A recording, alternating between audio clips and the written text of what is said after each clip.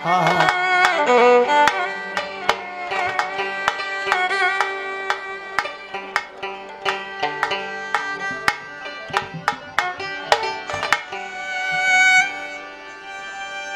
আছে, হ্যাঁ হ্যাঁ হ্যাঁ।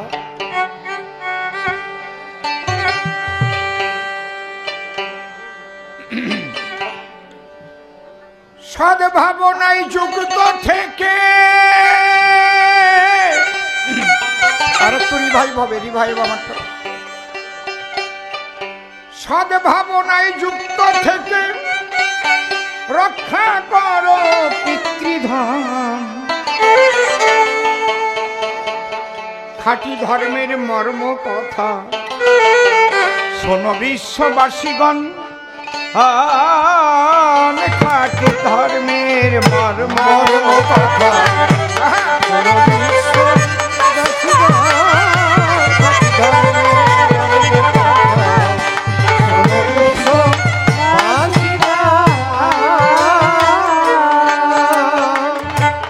আগে সদে ভাবনায় যুক্ত থেকে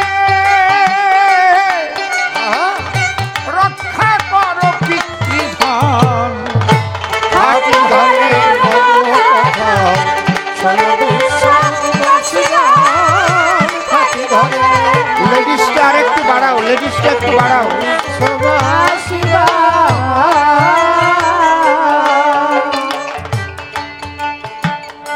আগে স্মরণ করি পরমেশ, যার গুণ বর্ণিয়া শেষ, বেদে করতে নারে ছোট, স্মরণ নিলে যার পায় ব্যাঘাত বিঘ্ন দূরে যায়, বারে বারে নমস্কার করি তার।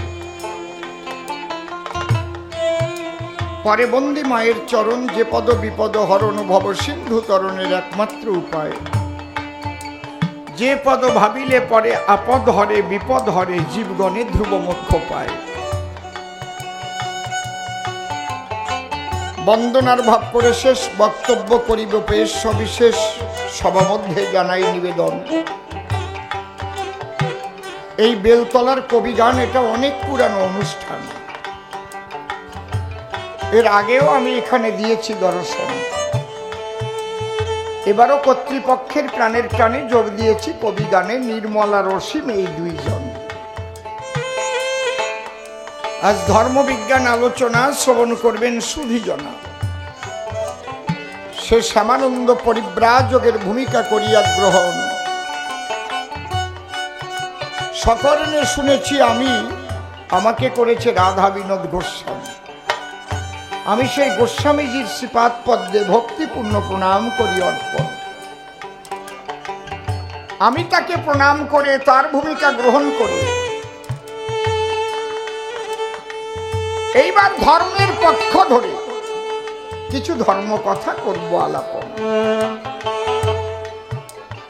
কথা বলবো পরিপাটি, বলতে বলতে যদি কোথাও হয় ত্রুটি, আপনারা সন্তান জ্ঞানে ক্ষমা করবেন যত ভক্ত ভক্তাগণ।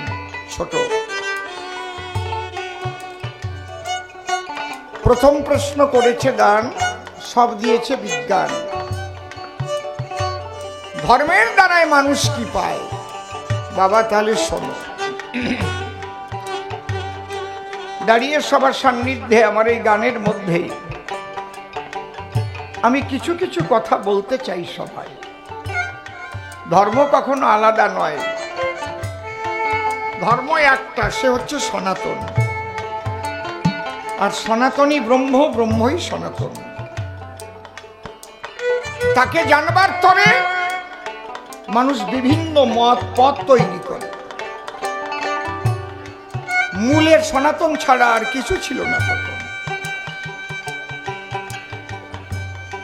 যদি বুদ্ধদেব জন্মগ্রহণ না করত তাহলে কি বৌদ্ধ ধর্ম আসত? যদি যীশু খ্রিস্টের জন্ম না হতো তাহলে জগতে খ্রিস্টান ধর্ম বলে কিছু হতো? যদি হযরত মুহাম্মদ না জন্ম না নিত তাহলে ইসলাম ধর্ম প্রচার হতো? বরিসভার পুরো ভাগে 700 বছর আগে এই বাংলায় একটাও মুসলমান ছিল না। 700 বছর আগে ভেবে দেখেন। যদি গুরু নানক জন্ম না নিত তাহলে শিখ ধর্ম বলে কোনো ধর্ম হতো? তাহলে প্রত্যেকটা ধর্মের প্রবর্তন এবং তার দিনক্ষণ আছে, কিন্তু সনাতন ধর্ম কবে থেকে আসছে কেউ বলতে পারে? যদি জিজ্ঞেস করি কারো কাছে, ছোট ছোট করে বাজাও, খুব ছোট ছোট করে, হ্যাঁ, একটু ভাবুন আপনারা। তাহলে আদি ধর্ম সনাতন, সেই ব্রহ্মই হচ্ছে সনাতন। এই সনাতন থেকে বিভিন্ন সময় এ ভূলোকে বিভিন্ন মতবাদ সৃষ্টি হয়েছে, কিন্তু যে মতবাদে যে যাক না কেন, ভালো করে শোনো, যদি মানুষের সেই ঈশ্বরীয় আনন্দ লাভ করতে হয় তাহলে এই সনাতন দর্শনকেই মেনে করতে হবে। মানুষের আলাদা কোনো ধর্ম হতে পারে না, একটাই ধর্ম। সে ধর্ম কি? এইবার শোনো। আগে সদ্ভাবনায় যুক্ত থেকে, সদ্ভাবনায় যুক্ত থেকে রক্ষা করো পিতৃধন।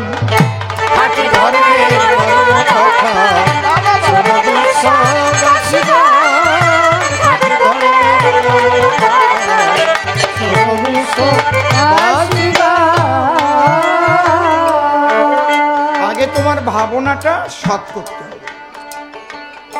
ভাবনা কোথার থেকে তৈরি হয়? মনের থেকে। তাহলে মনটা আগে তোমার পবিত্র করতে হবে। তোমার কি পোশাক পরা আছে, তোমার দাড়ি আছে না চুল আছে না মালা আছে, এটা বড় কথা না।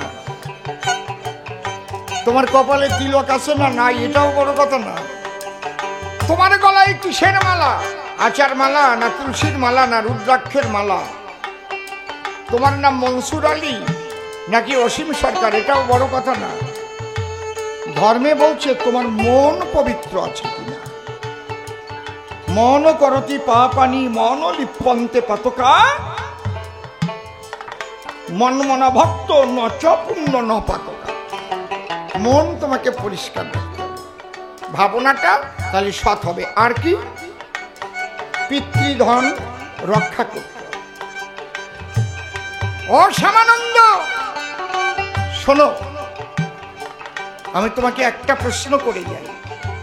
মা বাবা যেদিন মিলন হয়েছিল, মাতৃগর্ভে বাবা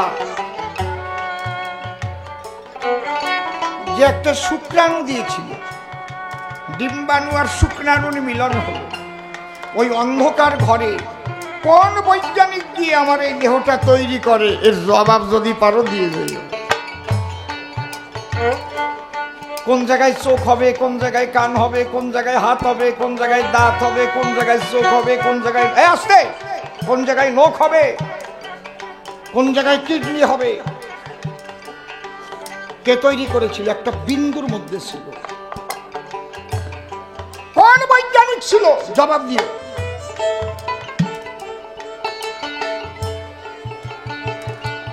তোমার চোখ দুটো সামনে থাকতো, আর যদি মুখ পিঠে বানাই দিত, ভাত খাওয়া আসতো না, এইভাবে ভাত খাওয়া লাগতো। বুঝলে? ওই পুরুষ অঙ্গটা যদি ওই জায়গায় না দিয়ে কপালে লাগাই দিত, ঠিক পাতি গুলোই বেড়াতি হতো। বিজ্ঞান। তাহলে ঈশ্বর কত বড় শিল্পী দেখেছো কি ভেবে? এই মানব দেহ কিভাবে গঠিত হলে তার সৌন্দর্য বাড়বে। চোখে যাতে ধুলোবালি না যায় তার জন্য এবার ভুরু বানাই দিয়েছে। নাকের মধ্যে যাতে ধুলোবালি না যায় তার জন্য নাকের মধ্যে লোম বানাই দিয়েছে। বৈজ্ঞানিকরা যে বানাইছে না, কোথায় কোথায় আবার আজান দিচ্ছে। ওর আজকে বাজানের নাম ভুলই দেব, কার পালায় পড়িছে ঠিক পাইনি। কি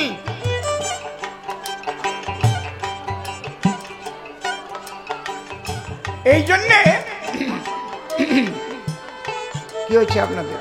শোনেন, যে পালা দেশেন ধৈর্য ধরে শুনতে হবে। আজকে কোনো রায় রামানন্দ পালাও না, যে গৌর কথা কৃষ্ণ কথা বলবো। আমি বারবার বলেছিলাম যে বহু ভক্তরা আজকে গান শুনতে আসবে, এই পালা দেবেন কিনা ভেবে দেখেন। রুড়ো পালা, রুড়ো না, এইটাই আমরা শুনবো, এইটাই গাবো। ঠিক আছে তো? আচ্ছা ঠিক আছে। ও যেন জবাব দেয়, আর তো কলাম না। তাহলে কি, ওই যে বিন্দু হতে এ জগতে আমার এ দেহ হয়েছে সৃজন, সেই বিন্দু যদি তুমি না করো যতন, তাহলে হিন্দু হও, মুসলিম হও, খ্রিস্টান হও, তোমার ধর্ম হবে না কখন। হরি হরি বল। আচ্ছা আমার কাছে বলো দেখি, ওই বিন্দু রক্ষার কোনো কৌশল কোনো বৈজ্ঞানিক দেশে নাকি? ওই বিন্দু রক্ষার কৌশল দেয় কারা? শ্রী গুরু যারা। দীক্ষা গুরু কৃষ্ণ আমার শিক্ষা গুরু রাই, বৃন্দাবনের ভজন তত্ত্ব যাহার কাছে পাই। ঊর্ধ্বলিঙ্গ ঊর্ধ্বজনে ঊর্ধ্বরতি হয়, ঊর্ধ্ব না হইলে জীবে যাবে জমালয়। পুরুষের লিঙ্গ হয় মস্তকের, আমি নী লাগাচ্ছি না, পুরুষের লিঙ্গ হয় মস্তকের মণি। তাহা দিয়া খেলা করে দেব পদ্মজনী, সাধকের স্থান হয় বৃহৎ বৃন্দাবন।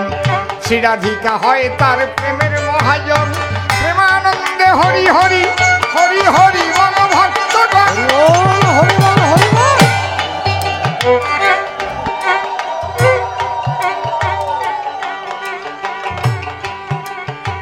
কোন বৈজ্ঞানিকের কাছে তুমি পাবে কি পিতৃধন রক্ষা করার যে কৌশল?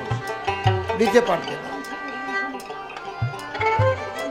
তাই আমার গানে কি বলতে পারবে? পারবে কোন বৈজ্ঞানিক? এটা আমার সাধুরা দিয়েছে। কি বলেছে? আস্তে, তোমরা সদা কহ সত্য বাক্য। এ ড্রাই হয়ে গেছে কেন রে? রিভাইভ নাই কেন? দপ করে বন্ধ হয়ে যাচ্ছে মাই। সদা কহ সত্য বাক্য, একটু রিভাইভ দে। মনে মুখে রাখো ঐক্য। হ্যালো রিভাইভ, হ্যালো চেক দাও, রিভাইভ দাও। রিভাইভটা দিল আবার কেটে দিল কেন? চেক চেক দাও, চেক আরো বাড়াও, চেক। সদা কহ সত্য বাক্য। মনিটরে একটু রিভাইভ দাও। মনে মুখে রাখো ঐক্য, নিজে হয়ে কর্মদক্ষ, কর্তব্য করো পালন।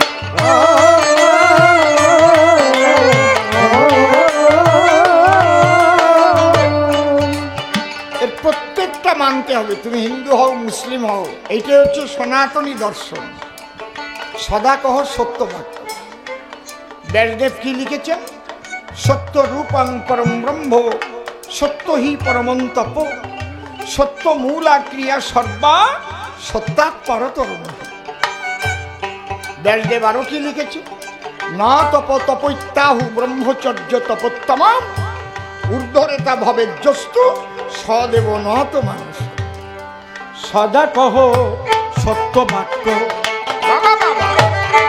মনে মুখে রাখো ঐক্য, নিজে হয়ে কর্মদক্ষ, কর্তব্য করো পালন।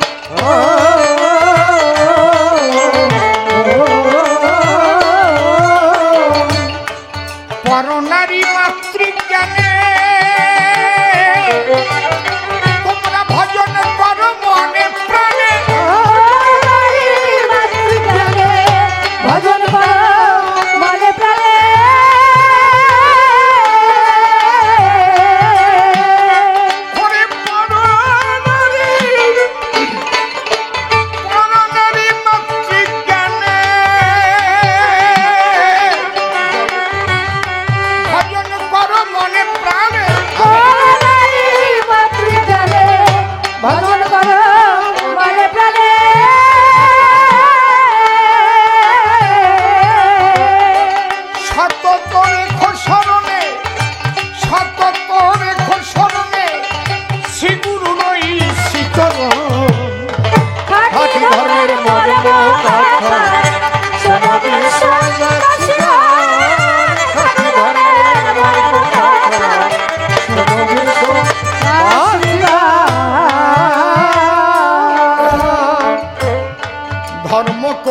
নয় রে ভিন্ন, মালা টুপি বহির চিহ্ন, হিংসার পথ অতি জঘন্য, সকলে তা কর বর্জন।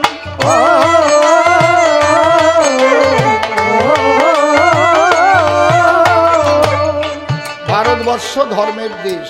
কি ধর্ম? সনাতন ধর্ম, এবং বিভিন্ন ধর্মের সংমিশ্রণে আমরা বসবাস করি ভারতবর্ষে। মূলত ভারত যখন ভাগ হয়েছিল,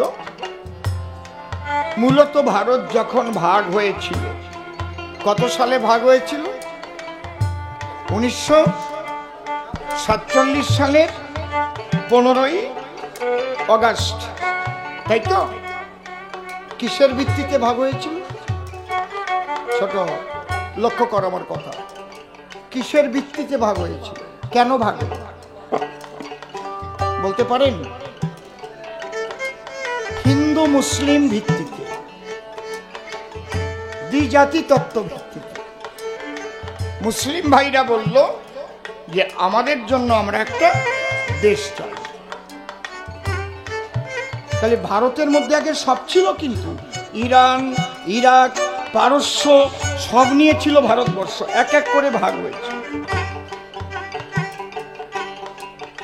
তাহলে কোনটুক তোমরা নেবা? বলে যে যে রাজ্যে মুসলিম সংখ্যাগরিষ্ঠ আছে ওইটুকু আমাদের দেবা, সেই রাজ্য আমাদের দিতে হবে। বেশ ভালো কথা। একটা মুসলিম রাষ্ট্র, এই জন্যে নাম হলো হিন্দুস্তান, আর কি নাম হলো? পাকিস্তান। হিন্দুস্তান আর পাকিস্তান। 1976 সালে সংবিধানে পরিবর্তন করে ধর্ম নিরপেক্ষ রাষ্ট্র করা হয়েছে, যে যারা থাকবে সবার ধর্ম সমানভাবে সবাই পালন করবে, কেউ কাউকে বাধা দেবে না। সাংবিধানিক অধিকার।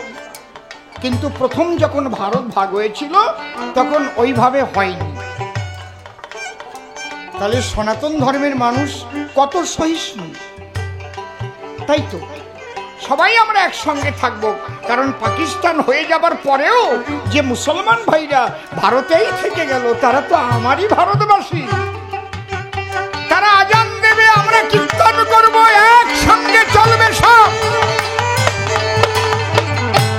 কোনো অসুবিধা নেই তো। বুঝতে পারছেন কি বলছি? আসতে।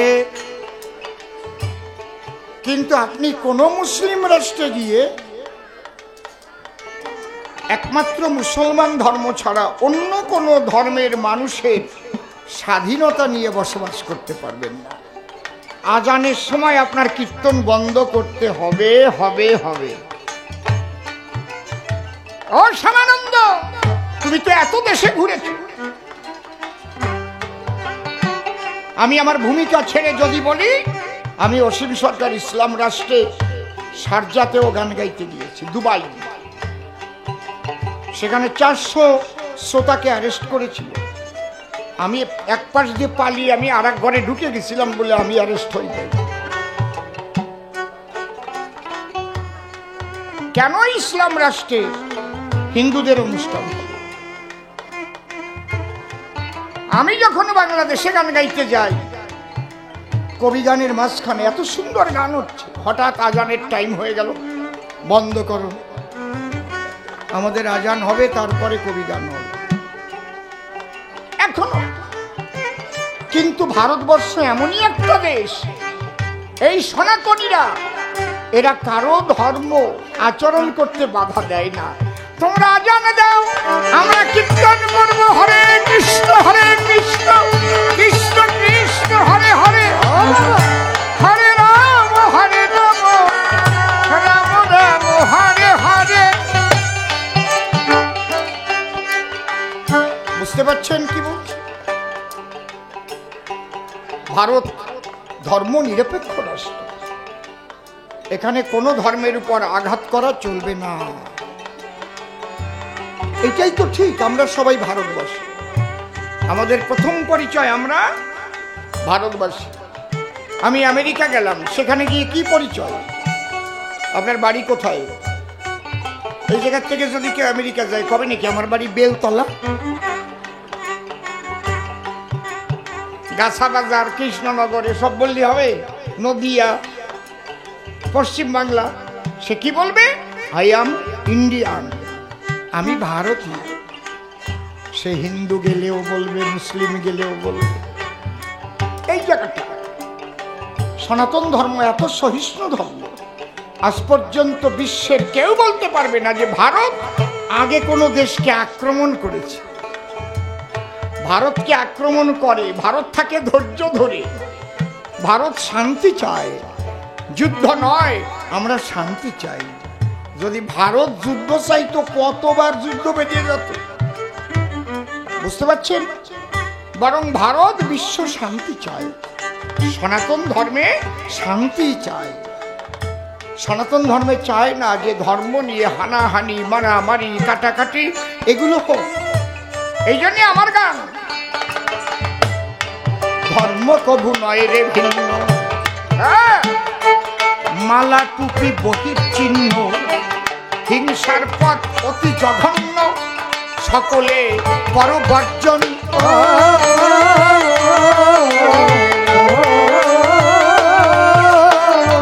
তোমরা আল্লাহ কিংবা ভজ হরি, ফকিরি কি ব্রহ্মচারী, ফকির কি ব্রহ্মচারী,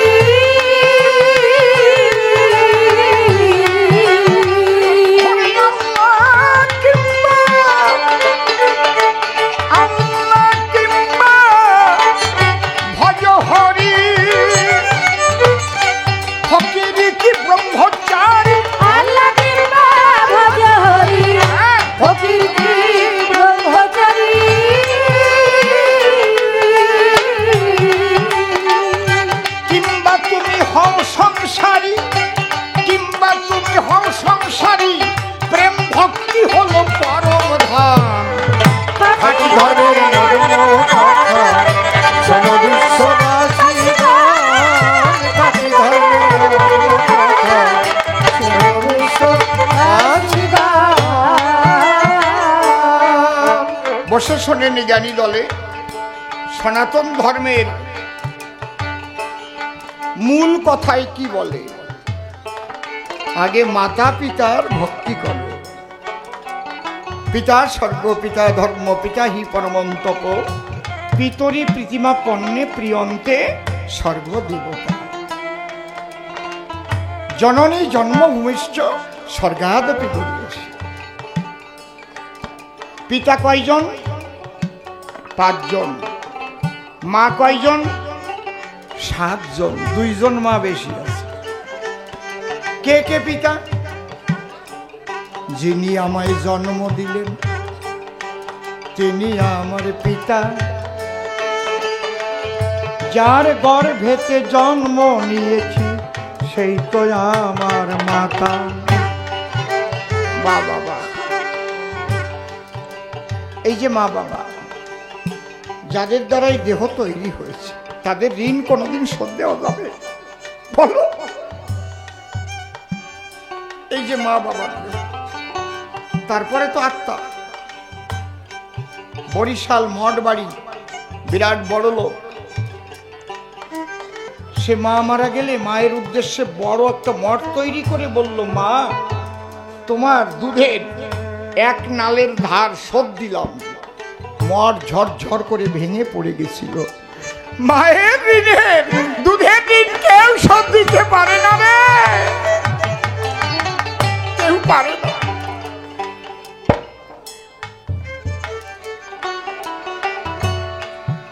তুমি হিন্দু হও, মুসলমান হও, খ্রিস্টান হও, বৌদ্ধ হও, মা বাবাকে অসম্মান করলে তুমি কিছু নও। কোনো সাধনায় তুমি সিদ্ধি লাভ করতে পারবে না। কোথায় বলেছে?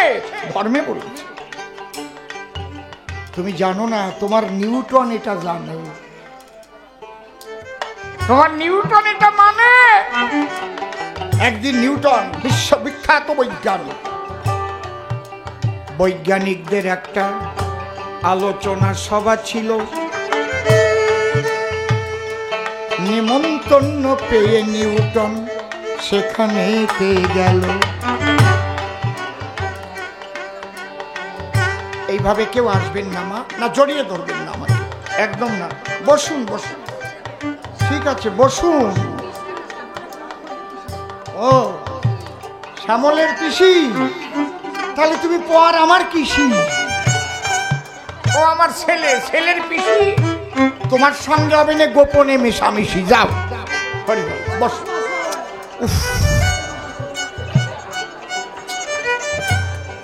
ঠিক আছে ঠিক আছে, সরলা মানুষ তো মা, উনি সরল মনে আইছে না। ডোল বাজায় শ্যামল ওর পিসি, তো ভয় পাবে কিসি? হ্যাঁ, আমার ভাইপো ডোল বাজাচ্ছে, আমার ভয় কিসি? সত্যি কথা না। বসো। হরি বল। ওনার খেয়ালই নাই যে 10,000 লোক বসে আছে, অসীম সরকার গান গাচ্ছে। এই যে সরলতা, এই সরলতা একমাত্র মায়ের বুকেই থাকে। এই তো আমার মায়ের একবার মাতা পিতা প্রেমানন্দে হরি হরি বল।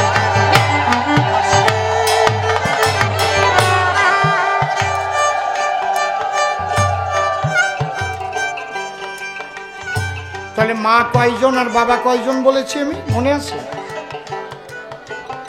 বাবা কয়জন আর মা কয়জন? 7 জন। তাহলে দেখাবো না, শুনবেন তো নাকি? তাহলে জন্মদাতা একজন পিতা,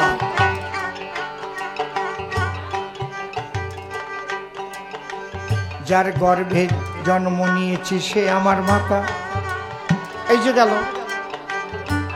আর যার কাছে শিক্ষা গ্রহণ করেছি তিনি আর একজন পিতা। এই শিক্ষা 2 প্রকার, জাগতিক শিক্ষা আর আধ্যাত্মিক শিক্ষা। এই জন্য আধ্যাত্মিক গুরুকেও বাবা বলে। ঠিক বললাম কি না? ঠিক বললে বলবেন আপনারা, হ্যাঁ ঠিক। গুরুকে বাবা বলেন তো নাকি? না তাওই বলেন? কি বলেন? জানি না, আবার এই জায়গার মানুষ তাওইটা ওই কয় নাকি নাকি। গুরুকে বাবা বলেন তো? বেশ। গুরুর স্ত্রীকে মা বলেন তো? গুরু মা। তাহলে 2 জন বাবা পালাম, 2 জন মা পালাম। আসতে মা, যার কাছে জাগতিক শিক্ষা, আক্ষরিক শিক্ষা গ্রহণ করি তিনিও কিন্তু স্কুলে গিয়ে যার কাছে লেখাপড়া শিখেছি ভাই, তিনিও আমার পিতার মতো আমি প্রণাম জানাই। দেখো ধর্মে কি শিক্ষা দেয়, দেখো। ধর্ম মানবা না, লেখাপড়া শিখবা, কিন্তু মানুষ হবা না। তারপরে ভিসিরে আটকায় রাখবা তালা দিয়ে। শিক্ষককে অসম্মান করবা, ঘুষি মারতে যাবা, গালাগালি করবা। আর ধর্ম যদি শিক্ষা নাও তাহলে জানবা ও আমার পিতার মতো, আমি তাকে সম্মান করব। শিক্ষককে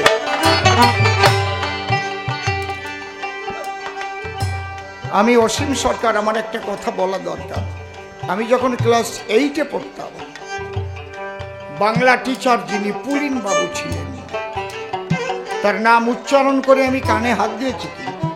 ছোট আমি হাটে গেছিলাম, আমার সঙ্গে 8 বার দেখা হয়েছে, 7-8 বার এরকম।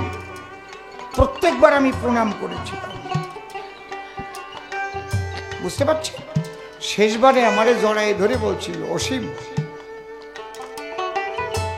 শুনেছি লেখা আছে শাস্ত্রে, শ্রদ্ধাবান লভতে জ্ঞান। আজকে তোর মধ্যে যে শ্রদ্ধা দেখলাম, হাটে আসলাম, 8 বার লেখা হলো, তুই 8 বারই প্রণাম করবি আমার। বাবা আমি তোকে আশীর্বাদ করি, তুই অনেক বড় হবি বাবা, তুই অনেক বড় হবি বাবা। আমি যখন জীবনে প্রথম ক্যাসেট বের করলাম ধর্মবিজ্ঞান, বুঝতে পারছি, পুলিন বাবু একদম বৃদ্ধ হয়ে গেছে। তখন আমার হেলেঞ্চাতে বাড়ি, উনি হেলেঞ্চা বাস স্ট্যান্ডে নেমে একটা ভ্যানে করে এসে আমার বাড়ির সামনে রাস্তার পাশে দেখি নামতিছে। হ্যাঁ, আমি দেখি যে পুলিন বাবু, আমি দৌড়ে গিয়ে কোলে করে নিয়ে ঘরে নিয়ে আসছি।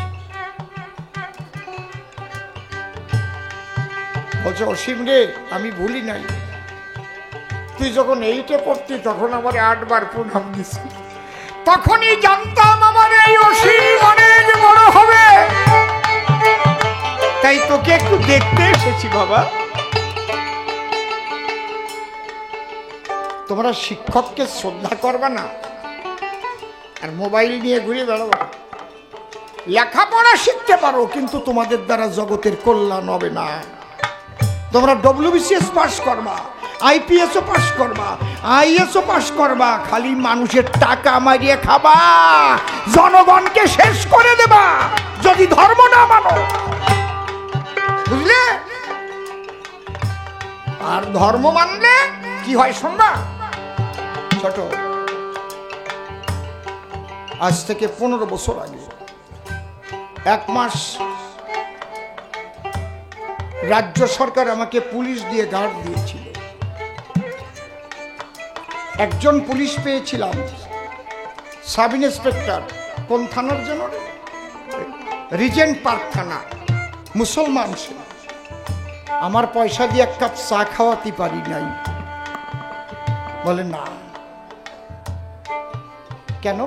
বলে আমি যে পীর সাহেবের কাছে মুরিদ হয়েছি, মানে দীক্ষা নিয়েছি, আমি যখন ডাইরেক্ট সাব ইন্সপেক্টরে চাকরি করার জন্য পরীক্ষা দিলাম, আমার জয়েন্ট লেটার এলো, পাস করেছি। আমি আমার পীরের কাছে গিয়ে বললাম, আমি তো চাকরি পেয়ে গেছি, কি করব? পুলিশের চাকরি। বলে করতে পারিস, বেতন বাদ দিয়ে, কারো কাছের থেকে ঘুষ খাওয়া তো দূরের কথা, 1 কাপ চাও খাতে পারবি না। যদি কথা দিস তাহলে পুলিশের চাকরি করবি। আমি তার চরণ ছুঁয়ে কথা দিয়ে এসেছি, চরণ চুম্বন করে, আপনার চাও আমি খেতে পারবো না। এরে বলে ধর্ম, এরে বলে ধর্ম। ধার্মিকের আশ্রয় না নিলে তুমি মানুষ হতে পারবা না, শিক্ষিত এই মানুষের সর্বনাশ করে ছাড়বা। গ্রামের চোর আর কতটুক চুরি করে? শাবল দিয়ে ঢোকবে ঘরে, কতটুক নিতে পারে? আর এই শিক্ষিত মানুষ যদি চোর হয় না, 1 খোঁচায় কোটি কোটি মেরে খায়, কোটি কোটি মেরে খায়, যদি সদ্গুরুর আশ্রিত না হয়। তাই ধর্ম কবু নয় রে শিব জ্ঞানে জীব সেবা, যে যতটুকু পারো দেবা, না বুঝলেও দেবী দেবা, হবা প্রেমের মহাজন।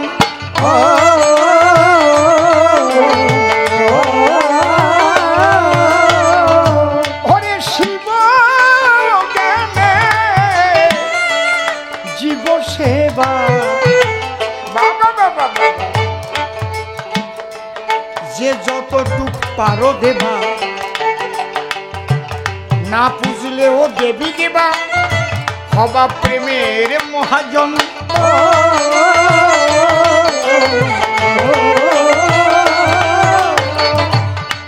অনেক জায়গা দেখবেন বলে আমরা দরিদ্র নারায়ণ সেবার আয়োজন করেছি, বলে না?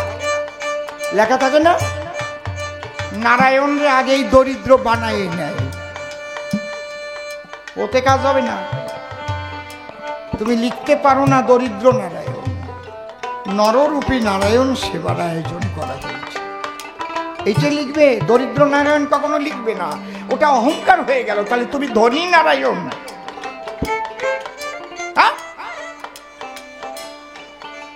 কি বুঝতে পারছেন? লিখবে নররূপী নারায়ণ সেবার আয়োজন করেছে, এবং ভক্তি ভরে এই জীবের ভিতরে সেই ঈশ্বর বসবাস করে, সেইভাবে তার সেবা দিতে হবে। তাহলে তোমার কোনো পূজা করা লাগবে না, তুমি এই মানুষের সেবা করেই প্রেম লাভ করতে পারবে। হরি বল। এই যে ধর্মের শিক্ষা দেয়, এগুলো কি তোমার বিজ্ঞানে লেখা আছে না? আছে? কেমিস্ট্রিতে আছে, বায়োলজিতে আছে, কোন জায়গায় আছে? তাহলে শিব জ্ঞানে জীব সেবা, যে যতটুক পারো দেবা, না পুজিলেও দেবী দেবা, হবা প্রেমের মহাজন।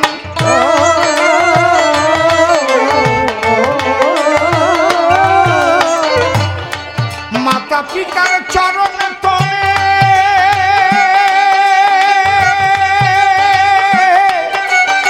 তোমরা পূজা দিও ভক্তি ফুলে,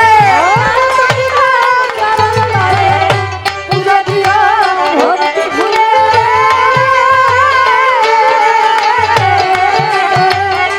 ওরে মাতা পিতা,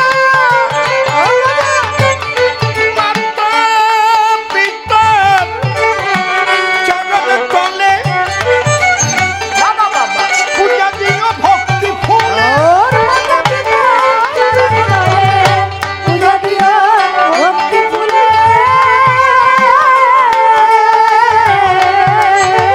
তাই অধম সিং কেঁদে বলে, অধম সিং কেঁদে বলে আমার হলো না সাধন ভজন।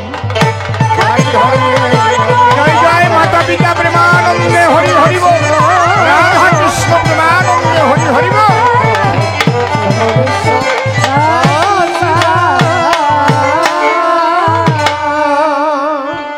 চরণ ধরে করি মানা, কেউ কথাবার্তা বলবেন না, কবি কাব্যের বেচাকে না করিবার দায়। সে শ্যামানন্দ ধরে নাম, দাঁড়িয়ে সভ্য সমাধান। রাধা বিনোদ গোস্বামীর ভূমিকা অর্পণ করেছে আমায়, সেই ভূমিকা আমি ধরে প্রথম একখানা গান করি। কিছু ধর্ম তত্ত্ব আলোচনা করেছি সবাই। প্রথম প্রশ্ন করেছিল দান, সাধুরা জগতের কি করে কল্যাণ? সবই তো করেছে বিজ্ঞান, আমি অস্বীকার করি নাই। কল্যাণ করার দুটো দিক আমার কথায় রাখেন নিরিখ। একটা হচ্ছে আধ্যাত্মিক, আর একটা হচ্ছে জাগতিক কল্যাণ বলা হয়। বৈজ্ঞানিকরা কি করে? তারা জাগতিক কল্যাণের তরে তারা রিসার্চ করে সর্বদাই, কিন্তু অন্তরে কোনো ধারণা শুধু জাগতিক কল্যাণের দ্বারায় মানুষের মনুষ্যত্ব জাগ্রত হয় না। রিপিট হচ্ছে মনে হয় রে। এই জন্যে মানুষের মনুষ্যত্ব এইটা হচ্ছে প্রধান ধর্ম। সেই মনুষ্যত্ব জাগাতে গেলে একজন সাধু মহাপুরুষের সঙ্গ না নিলে, তার বাক্য না মানিলে মনুষ্যত্ব হয় না জাগরণ। এইবার দেখেন, আমি একদম ছক কষে কষে বলে যাচ্ছি। আমি যা করব আলোচনা বসে শোনেনি, জানি না এটা শুধু হিন্দুদের জন্য নয়, বিশ্ব মানবের কল্যাণের তরে আমি কথা বলবো। এ আসলে এইটা রেকর্ডিং করে যদি সারা পৃথিবীতে পৌঁছায়, বিভিন্ন ভাষায় ট্রান্সলেশন হলে সকলের কল্যাণের কথা অসীম সরকার যে বলে, এটা জানতে পাবে সারা বিশ্বময়। এই যে আমাদের নরবপু, বপু মানে দেহ, এর মধ্যে কি আছে? 10 ইন্দ্রিয়, ষড়রিপু। আজকের যে আলোচনা, এটা কিন্তু বাধা ধরা কোনো গদ না যে এই গান্ধারীর ছেলে মরল কেন, এরকম কিছু না। কিন্তু আজকে হচ্ছে জ্ঞান ও গাম্ভীর্যপূর্ণ আলোচনা। ধৈর্য ধরে শুনবেন সুধীজনা। কে কতক্ষণ টিকবে আসলে তা আমার জানা নাই, তবে ধৈর্য ধরে শুনলে পরে দেখবেন অনেক কিছু পাবেন এর ভিতরে। এই জন্য আপনারা আমাকে একটু আশীর্বাদ করবেন যাতে আমি পরিশুদ্ধ করতে পারি আলোচনা। তাহলে এই যে কাম, ক্রোধ, লোভ, মোহ, মদ, মাৎসর্য, ষড়রিপু যারে কয়, আর 10টা ইন্দ্রিয় প্রত্যেকের ভিতরে আছে মহাশয়। এটা কি শুধু হিন্দুদের আছে? হিন্দু, মুসলমান, খ্রিস্টান, বৌদ্ধ, শিখ, জৈন, পার্সি, এই বিশ্ববাসী যত মানুষ আছে সবার মধ্যে 10টা ইন্দ্রিয় আছে আর 6টা রিপু আছে। এদের পরিচালনা করে কে? মন। খুব ভালো করে কথাগুলো করবেন শ্রবণ। এই মনে যদি না দেখে, চোখ খোলা থাকলেও চোখে দেখতে পারে না। মনে যদি না শোনে, কান খোলা থাকলেও শুনতে পারে না কানে। মনে যদি না চায়, জোর করে খাওয়ালি কলেরা হয়। বুঝতে পারছেন কি বলছি? তাহলে মনটা কি? আমি যদি প্রশ্ন করি দাঁড়ায় সবার বরাবরই, তোমার মেডিকেল সায়েন্সের এমন কোনো যন্ত্রপাতি আছে নাকি ভাই যার দ্বারা অপারেশন করে মন এনে দেখাতে পারে আমার ধারে? তাহলে এই মনকে দেখার মতো কোনো যন্ত্র নাই, কিন্তু আছে। কামকে দেখার মতো কোনো যন্ত্র নাই, কিন্তু আছে। ক্রোধকে দেখার মতো কোনো যন্ত্র সৃষ্টি হয় নাই, কিন্তু আছে। লোভকে দেখার মতো কোনো যন্ত্র সৃষ্টি হয় নাই, কিন্তু আছে। বুঝতে পারছেন কি বলছি? তাহলে অদৃশ্য এমন জিনিস আমাদের দেহের মধ্যে রয়, যার দ্বারা মানুষ যদি ওটাকে কন্ট্রোল করতে না পারে, বসে শোনেন নারী নরে, তখন মানুষ অধঃপথে যায়। তাহলে এদের যে পরিচালনা করে মন, এটা একটু দিচ্ছি নিদর্শন। মনে করেন একজন প্রেমিক আর একজন প্রেমিকা একটু অন্ধকারে প্রেমালাপন করে, কারণ একেবারে তো লাইটের পাশে যেয়ে বসে না, একটু অন্ধকার অন্ধকার খোঁজে। যদি লজ্জা ঘেন্না থাকিয়ে থাকে আর কি, আর না থাকলে আর কি ডাকি করবে। তা দুইজন কথা বলছে, সত্যি আমি তোমাকে কত ভালোবাসি, তুমি তো জানো না। মেয়েটাও বলছে, তুমিও তো জানো না আমি তোমাকে কত ভালোবাসি। মাকে কতভাবে বুঝিয়ে সুঝিয়ে প্রাইভেট পড়ার নাম করে তোমার কাছে আমি চলে আসি। অনেক কথা, অনেক কথা, বুঝতে পারছেন? এইভাবে বলছে, কিন্তু অন্ধকারে একটা মশা যাইয়ে ওই যুবক ছেলেটার কপালে ধরিয়ে কামড়াইয়ে রক্ত খাইয়ে ঝুলিয়ে পড়েছে, ট্যাপা হয়ে গেছে। হঠাৎ একটা মোটর সাইকেল যাচ্ছে, আর ওই আলো যখন কপালে পড়েছে, মেয়েটা চেয়ে দেখতে পারে, এ কি, কপালে মশায় কামড় মেরে রক্ত খেয়ে ট্যাপা হয়ে ঝুলছে। অমনিও চড় দিয়েছে, একদম রক্ত মাখায় গেছে। এ কি করছো তুমি, মশাটা তাড়াতে পারলে না? হ্যাঁ, বলে না গো। কেন? মশার কামড়টা তুমি বুঝতে পারোনি? পারিনি। কেন? বলে তোমার দিকে মনটা ছিল, ওই সুযোগে মশা কামড়ে গেল, এই জন্য আমি ঠিক পাই নাই। কায়দা আছে কি, বুঝেছেন? তাহলে মন যদি প্রেমিকার সঙ্গে আলাপ প্রেমালাপনের হয়, মশা বসে কসম দিলিও ঠিক পাওয়া নাহি যায়। প্রমাণ দিতে পারলাম? কারণ আমি যেটা বলবো সেটা যদি প্রমাণ দিতে না পারি, শুনবেন কেন নরনারী? একটা ছেলে, সে পড়ে স্কুলে, সামনে অ্যানুয়াল এক্সামিনেশন, মনের মধ্যে রিয়েকশন।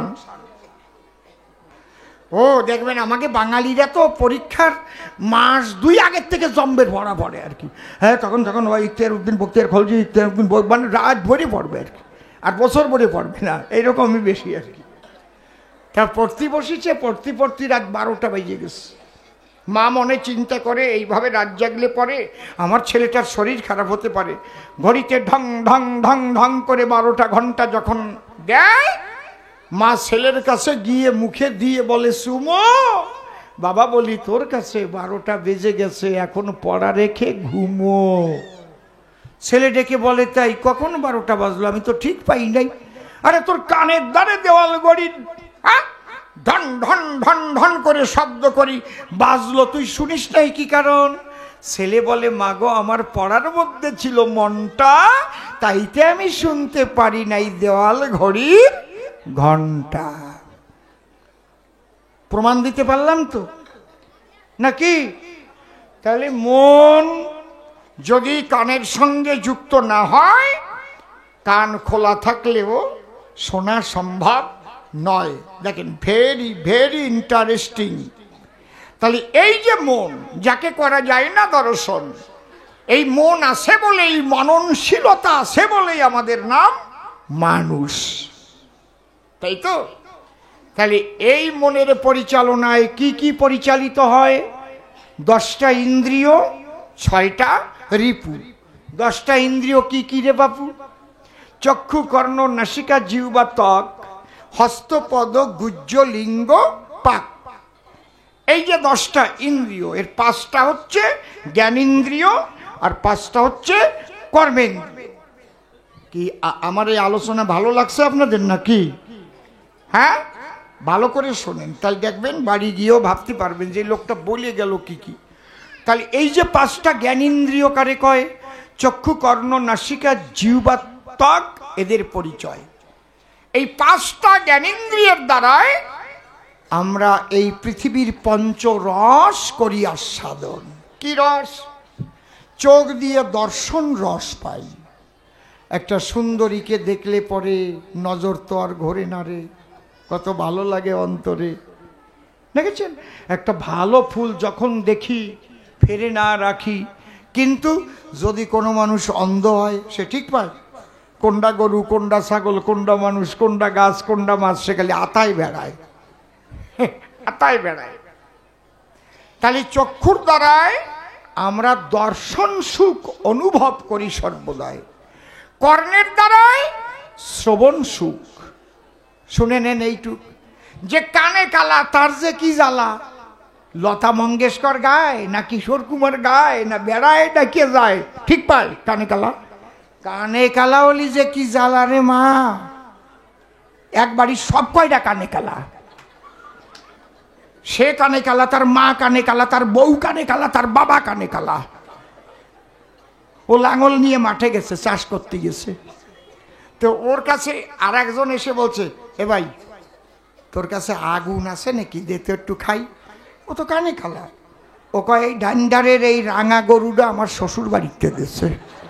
কয় আমি তা কই নাই, আগুন আছে নাকি। কয় তুই বিশ্বাস করতেছিস নিয়ে, দাঁড়া আমার বৌরি ডাকে নিয়ে আসি।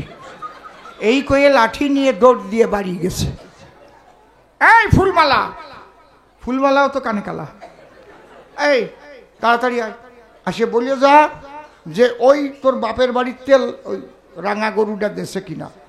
ফুলমালা তো কানে কালা।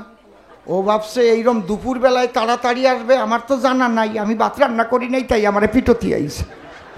ফুলমালা শাশুড়ির কাছে গিয়ে নালিশ দিয়েছে, মা আমি কি অন্যায় করেছি, উনি এত তাড়াতাড়ি কোনোদিন আসে বাড়ি, দেখো হাতে নিয়ে ওই যে গরু তাড়ানো নড়ি আমারে মারতে আইছে, রান্না হয় নাই বলিয়ে।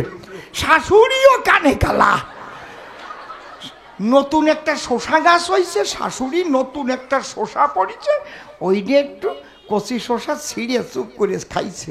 শাশুড়ি ভাবছে বৌমা মুখ জুলোই জুলোই শসা চুরির কথা করছে। শাশুড়ি যাই আবার শ্বশুরের কাছে বলতেছে, শুনছো কি বৌমা আনিছো, আমি নয় একটা শসা ছিঁড়েই খাইছি, তাতে কি হয়েছে, তা মুখ জুলোই জুলোই আমার চোর করছে। কানে কালা। বাবা কায়দা আছে কি, মাঝে মাঝে একটু রস দেব নাকি?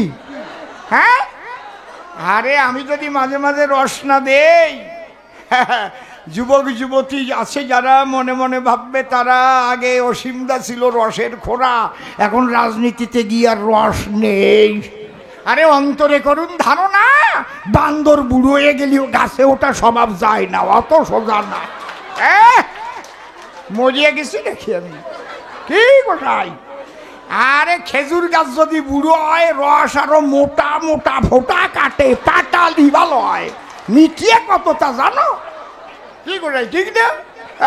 ওই বুড়ো রস পাইছে।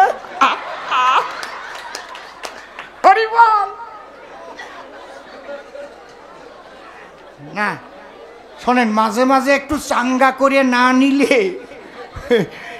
এরা জিময়ে পড়বে না ঢলে। এই জন্যে মাঝে মাঝে একটু চাঙ্গা করা গল্প আমি বলবো। এ সবাই চুপ করে থাকেন, সবে এর মধ্যে দিয়ে আবার আধ্যাত্মিক কথাগুলো শুনতে হবে।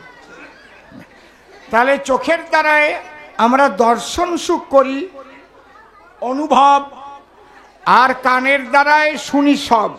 আমা কথা বলো না মা, রূঢ় কথা, মিঠে কথা, ভালো গান, মন্দ গান, এই শোনার মূল আমাদের কান। আর কি চক্ষু, কর্ণ, নাসিকার দ্বারা আমরা গন্ধ অনুভব করি সর্বদাই। পাদের গন্ধ। যার সর্দি দিয়ে নাক বন্ধ সে কিছু ঠিক পায় না, যার করোনা হয় সে গন্ধ পায় না। ওরে কপাল, গন্ধ পায় না, জিভে স্বাদও পায় না। ঠিক কইছি না কি? ঠিক তো নাকি? তাহলে নাসিকার দ্বারাই আমরা গন্ধ সুখ পাই। চক্ষু, কর্ণ, নাসিকা। জিহ্বার দ্বারাই আমরা রস আস্বাদন করি সবাই। মনে করেন একটা রসগোল্লা এনে দিলাম আপনার সন্নিধানে, ওই রসগোল্লা মিষ্টি না তিতিয়ে না টক, এইটা বোঝার জন্য নাকের মাথায় ঘষা দিলি বুঝতে পারবেন, পাছায় ঘষলে ঠিক পাবেন। হাসিয়ে পড়ে এই শরীরের মধ্যে আরো কত মাথা আছে, ওর একটাই ঘষা দিলিও বোঝা যাবে। এই হাসিয়ে পড়ে, আমি কথা বললি হাসিয়ে পড়ে, আমি ওই রকম মানুষ না।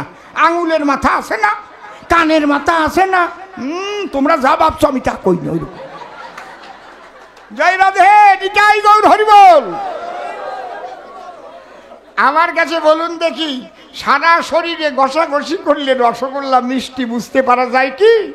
যতক্ষণ না এর আগায় একটু টাচ না করবে। এইটার নাম কি?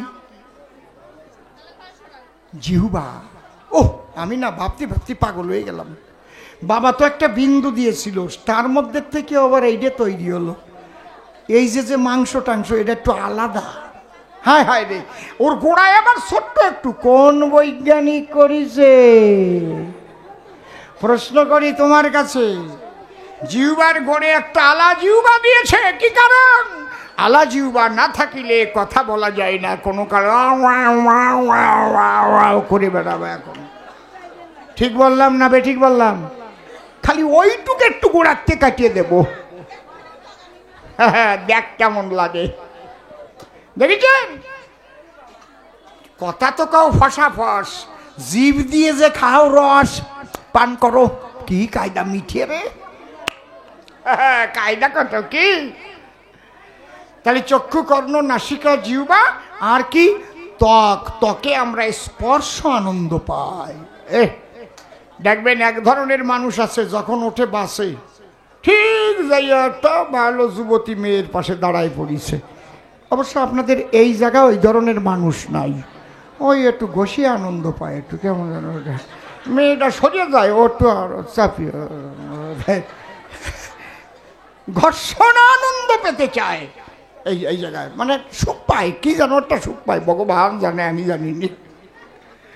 তাহলে এই যে পঞ্চ আনন্দ ভোগ করবার তরে পঞ্চ জ্ঞানেন্দ্রিয় দিয়েছে আমাদের ভিতরে, আর পাঁচটা কর্মেন্দ্রিয় যারে কয়, খুলে বলি আপনাদের ধারে, এগুলো মনের প্রেরণায় চলতে পারে, আর এদের সঙ্গে মন যুক্ত না হলে এরা কর্মহীন হয়ে যায়।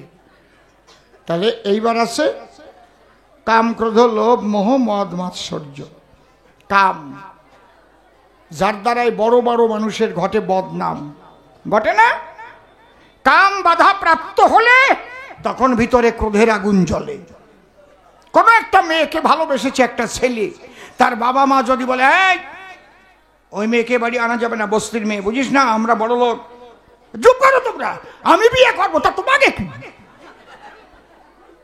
বুঝতে পারি আছে না? এই যে রাগ হয়ে যাবে, হবে না? এই জন্যই বলছে ক্রোধাৎ ভবতি সম্মোহ, সম্মোহ স্মৃতি বিভ্রম, স্মৃতি ভংসাৎ বুদ্ধি নাশ, বুদ্ধি নাশাৎ প্রণশ্যতি। কাম, ক্রোধ, লোভ, মোহ, মদ, মাৎসর্য, এই যে 6টা রিপু আছে, আমি বলি তোমার কাছে শ্যামানন্দ, আমি তোমাকে একটা প্রশ্ন করি দান, আমার কাছে বলো দেখি, এই রিপুগুলোকে ঠান্ডা করার বিজ্ঞানে কোন রকম কোন ওষুধপত্র আছে নাকি? তুমি দিও সমাধান। কোন অপারেশন করে লোভ কমানো যায়? বৃহৎ বৃহৎ মানুষ লোভের দ্বারায় তার বড় বড় পথ থেকে চ্যুত হয়ে যায়, হরিবল, হয় না? লোভকে সামলাতে পারে না বলে বড় বড় পথ ফেলে তারপরে ঢুকে যেতে হয় জেলে। কিসের জন্য? লোভের জন্য। লোভ খালি কয় মারিয়া খা, মারিয়া খা, যত পারিস মারিয়া খা, পরে যে কি হবে না তা বোঝে না। হরিবল, হরিবল, ঠিক বলছি কিনা? হিন্দু হোক, মুসলমান হোক, বিশ্বের সমস্ত লোক আমার এই কথাগুলো মন দিয়ে করিবেন শ্রবণ। তাহলে কাম, ক্রোধ, লোভ, মোহ, মদ, মাৎসর্যকে যদি কন্ট্রোল করতে না পারে কোনো লোকে, তাহলে এভুলোকে তার মনুষ্যত্বহীনতা দেখা যায়। কিন্তু ওইগুলোকে কন্ট্রোল করতে গেলে মন কন্ট্রোল না হলে ওইগুলো কন্ট্রোল করা সম্ভব নয়। এই জন্যে পাশ্চাত্যের বড় একজন দার্শনিক, তার নাম গেটে সাহেব, তিনি কি বলছেন? তিনি বলছেন he is the greatest fighter, সে সবচাইতে বড় যোদ্ধা। Who can control his own mind, যে তার নিজের মনকে বশীভূত করতে পেরেছে। এই মনকে বশীভূত করতে গেলে, বসে শোনেন জ্ঞানী দলে, সারা পৃথিবীতে বিজ্ঞানের কোনো যন্ত্র আবিষ্কার হয় নাই, একমাত্র সাধুগুরু বৈষ্ণবের কাছে যাও, হরিনাম মহামন্ত্র লও, তবে এই মন নামের মধ্যে ডুবে গিয়ে প্রেম রস করবে আস্বাদন। হরিবল। বুঝতে পারছেন? একটা গান গেয়ে নেই, ধরো জয় জয়ন্তী। হা হা hello hello hello hello Radhe, এই অরিন্দম, এটা একটু মনিটর দাও, দেখো সব কয়টা দেখো। হালকা একটু বাড়া আর মনিটর দাও। শুধু ধনে থাকিলে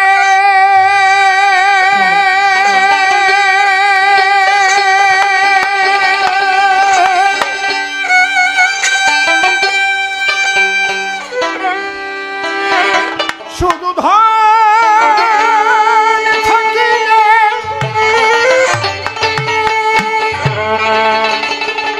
শুধু ধনে থাকিলে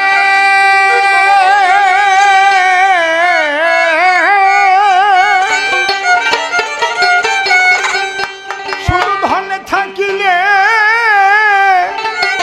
হয় না ধনী।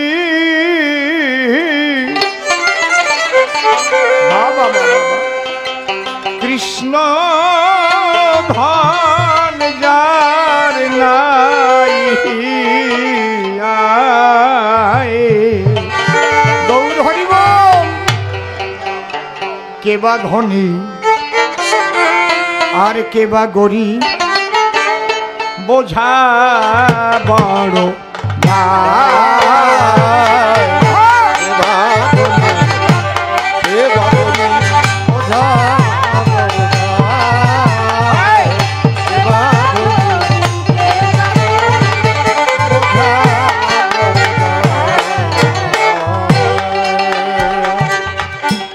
শুধু ধনে থাকিলে হয় না ধনী,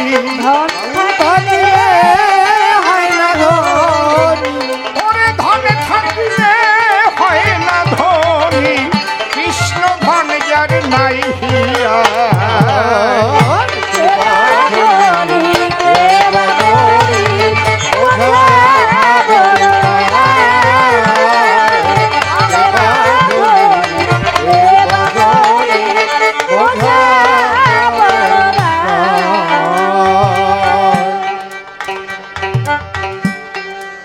পার্থিব ধন টাকা করি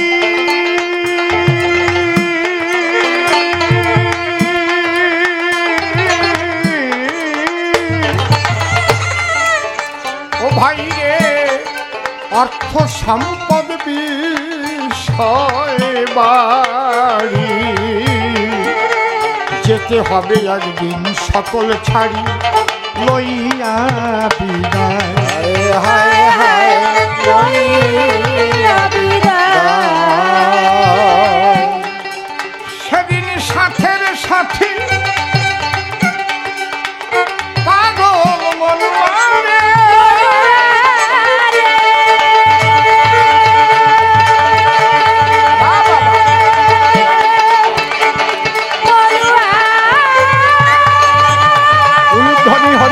হরি হরি বল, হরি হরি বল।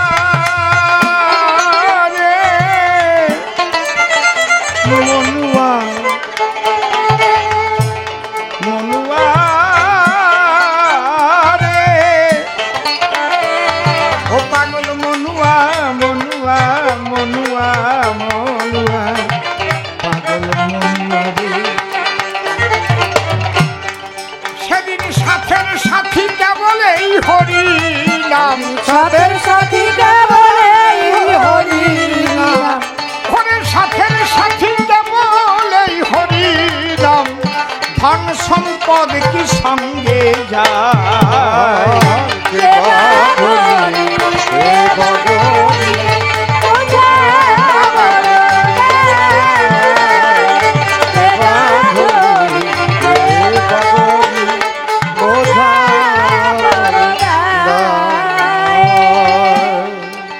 কৃষ্ণ ধনে যার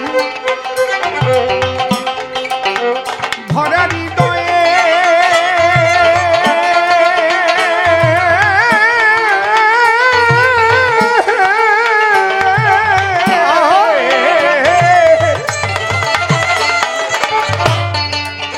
সে যে বড় ধনী কানায়, তার সঙ্গে তার তুলনা হয় সারা বিশ্বময় ময় হায় হায় সারা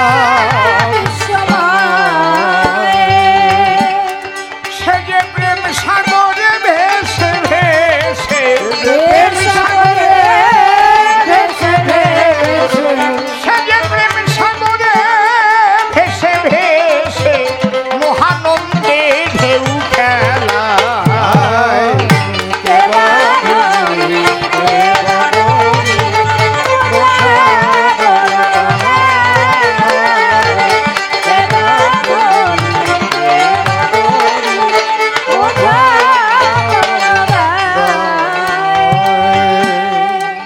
হও না তুমি উজির রাজা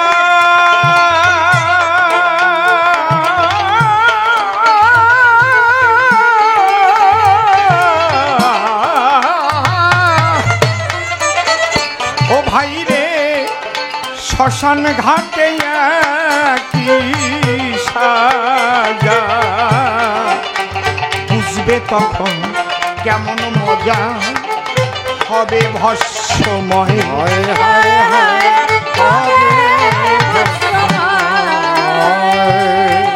এসব দেখে শুনে জ্ঞান হলো না দেখে দেখে শুনে জ্ঞান হলো না এত দেখে শুনে তবু জ্ঞান হলো না অধম সিং রইল ওর মায়া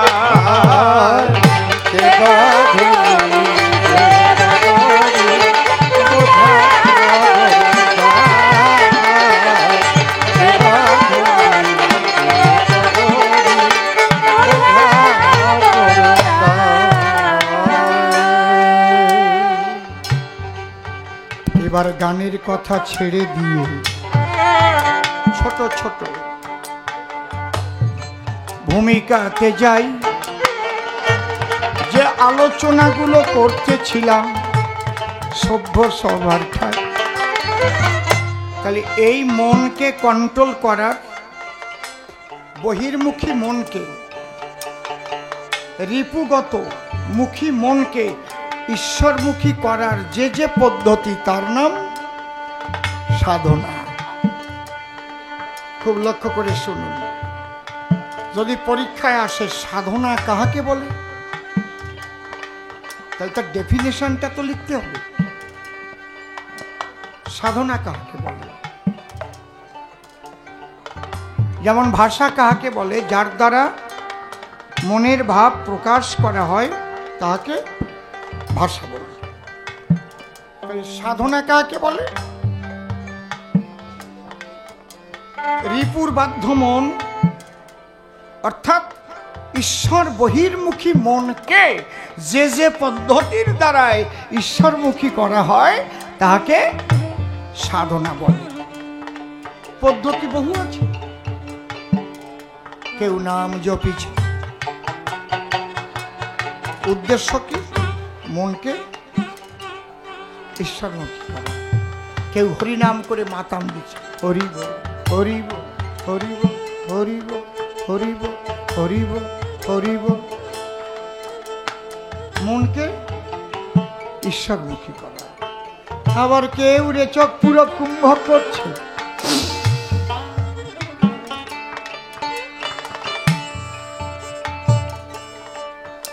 বুঝতে পারছি? কেউ মন্দিরে পূজা দিচ্ছে, খুব লক্ষ্য করে গুরুত্বপূর্ণ কথা বলেছে। আবার কেউ আজান দিচ্ছে, কেউ গির্জায় প্রার্থনা করছে। উদ্দেশ্য কি? একটাই উদ্দেশ্য, আমার বহির্মুখী মনে যাতে ঈশ্বরমুখী হয়। ঠিক তো? যাতে এমন কাম কামনায় বাধ্য হয়ে না যায়।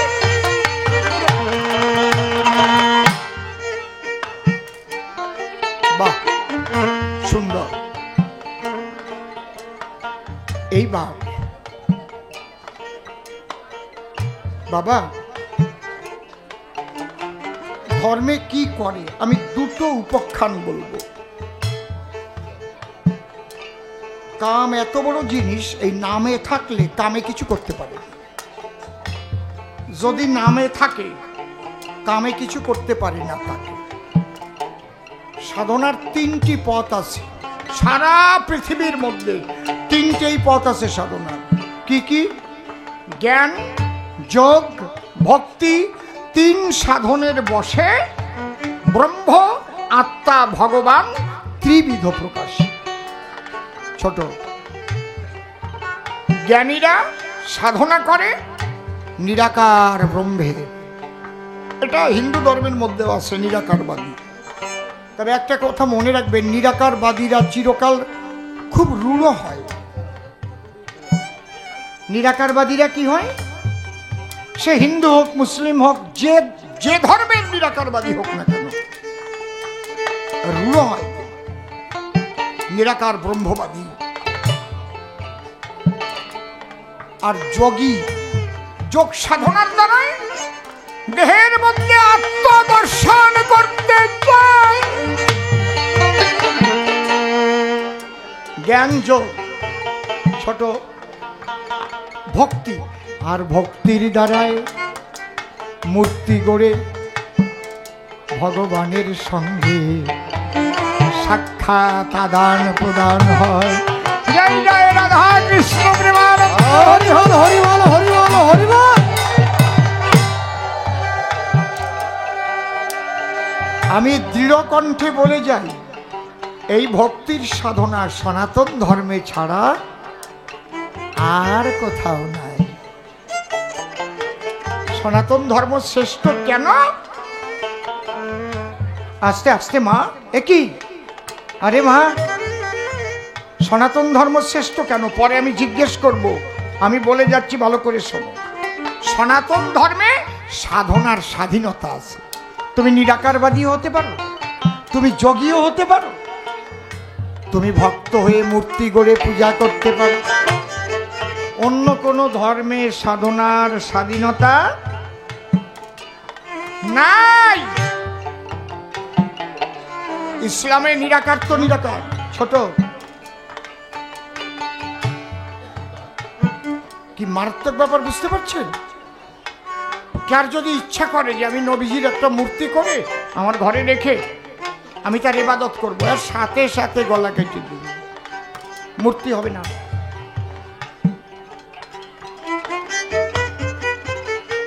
বুঝতে পেরেছেন কি বলছি? কিন্তু হিন্দু ধর্মে, এই সনাতন ধর্মে তুমি নিরাকারবাদী হতে পারো, যোগী হতে পারো, ভক্ত হয়ে চোখের জল দিয়ে তার আরাধনা করতে।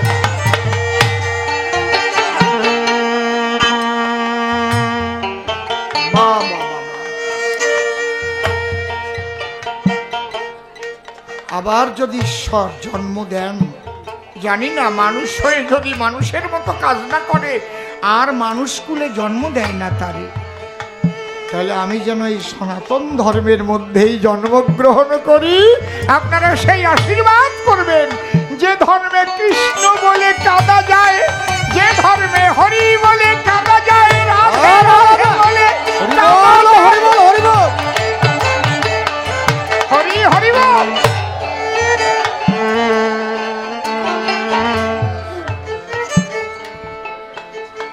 তাহলে আমি কি বললাম নামে যুক্ত থাকলে তাকে কামে কিছু কামিনীতে কিছু করতে পারে না। প্রমাণ ভক্ত হরিদাস। হরিদাস কুটির বেঁধেছে, গিয়ে বেনাপোলে। আপনারা এই ঘটনা জানেন তো সকলে। একটা লেংটি পরা বৈরাগী সে নামের মালা দিয়ে হাতে দিবানিশি নাম জপে বসে তুলসী তলাতে। যদি আপনারা দেখতে চান বনগা গিয়ে দেখে আসতে পারেন। বর্ডার থেকে 1-1.5 কিলোমিটার আগে একটা ব্রিজ আছে, ওই ব্রিজের বাঁদিকে বিরাট মঠ হয়েছে। আমরা চিন্তা করছি ওখানে অনেক আরো বড় কিছু করা। ওখানে হরিদাস, আহা, এই হরিদাসকে কি কষ্ট দিয়েছিল রে, মনে পড়লে আমার কষ্ট লাগে। এই হরিদাস কৃষ্ণ নাম করে বলে কাজীর দরবারে নিয়ে কাজী বলল তুই আর কৃষ্ণ নাম করবি না, তুই মুসলমানের ঘরে লালিত পালিত হয়েছিস, আল্লাহ বল। হরিদাস বলল আল্লাহ বললে তো চোখে জল আসে না, কৃষ্ণ বললে চোখে আমার জলে ভরে যায়। হরি বল, হরি বল।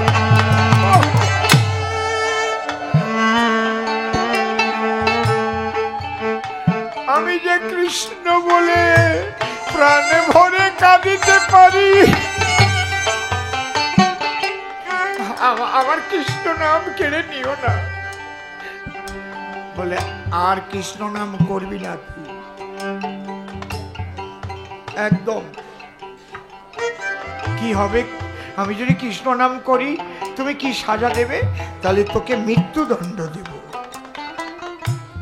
হরিদাস 2 চোখের জল ছেড়ে দিয়ে বলল কাজী সাহেব, একবার কৃষ্ণ চরণে যদি কারো মরণ হয়, সে কোনদিন পায় না আর মরণের ভয়।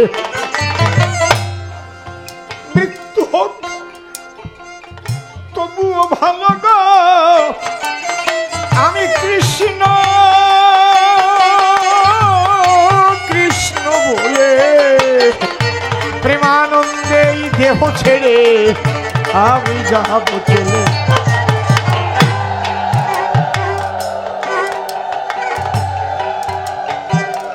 এই ঘাতক আছে এখানে, 2 জন এসে হাজির। একে 22 বাজারে 22টা বাজারে ঘুরে ঘুরে বেদ দিয়ে পিটিয়ে পিটিয়ে মারবে, একটু একটু করে। 22 বাজারে বেত্রাঘাত করে মারার হুকুম দিয়ে দিল। ভাবতে পারেন কি অপরাধ করেছে, কি অপরাধ ছিল তার। এক একটা বাজারে নিয়ে যায়, শত শত লোক হাজির হয়, তাদের সামনে বেদ মারে গায়। হরিদাস প্রাণ ভরে হা কৃষ্ণ বলে ভাসে নয়নের ধারায়।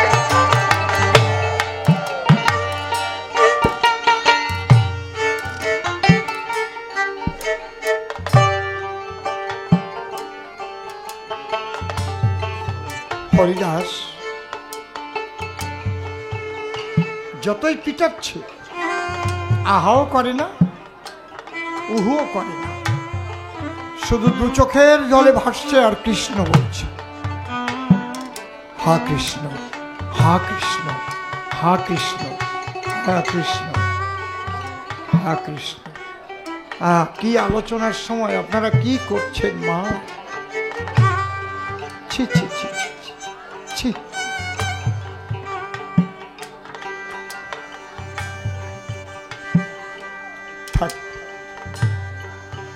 বৈষ্ণব অপরাধ হয়, কৃষ্ণ কথায় যদি আপনার দ্বারাই বাধা হয় না, অলক্ষ্যে আপনার এত বড় অপরাধ হবে না।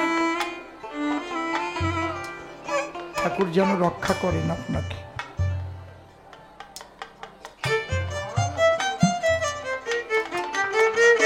বাবা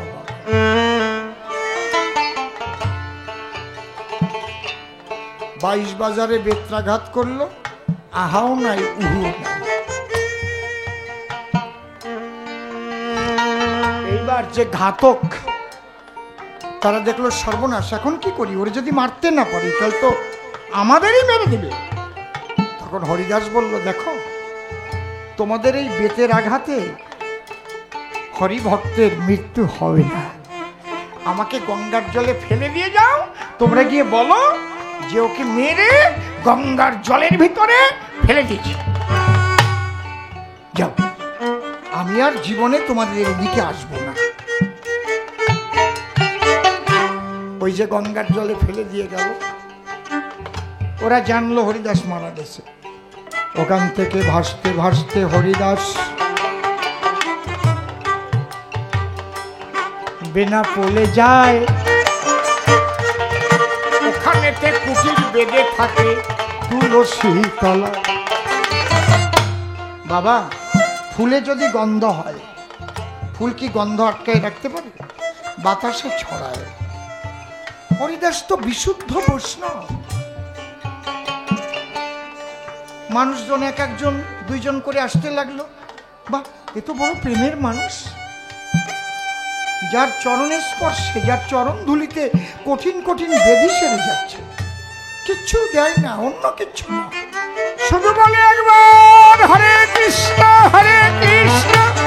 কৃষ্ণ কৃষ্ণ হরে হরে, হরে রাম হরে রাম, রাম রাম হরে হরে।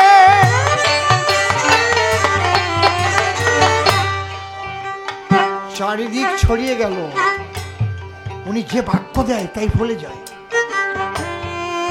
বাবা বাবা,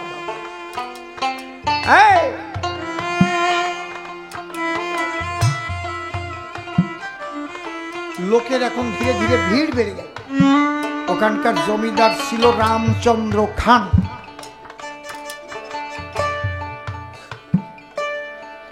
বললো, এ কি, এই দেখিও কেমন সাধু, পরীক্ষা করতে। ফিট করলো কাকে? কাকে ফিট করলো? নটি লক্ষ হীরা। তাকে ডেকে এনে বলল, তুমি যা চাবে তোমাকে তাই দেওয়া হবে, ওই সাধুর ভজন নষ্ট করতে হবে, ওর সঙ্গে অতিক্রিয়া করে। নটি লক্ষ হীরা বলল, তুলসী তলার সাধু, আমার মধ্যে যে রয়েছে যে মধু, আমি তার জাদুতে কত জনকে টেনে নিয়ে এসেছি। ঠিক আছে। নটি বাড়িতে গিয়ে খুব সুন্দর করে নিজেকে সাজালো, একদম সেজে গুজে। সন্ধ্যার পরে গো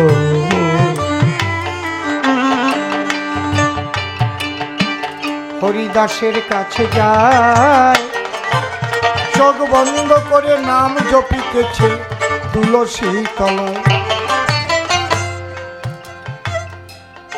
এখন নটি লক্ষ্য হীরা ভাবলো, আমি যে এসেছি সেটা তো ওর দৃষ্টিটা আমার দিকে তো দিতে হবে,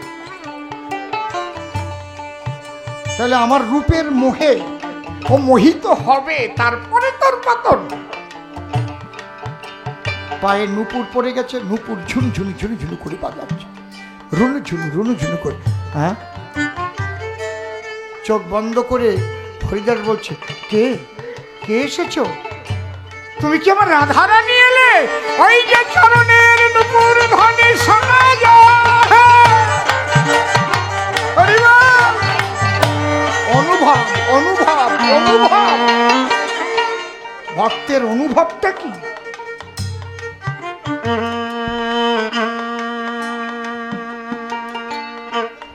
হঠাৎ চোখ মেলে বললো, রাধারানী তুমি একা এলে কেন? আমার গোবিন্দ কোথায়?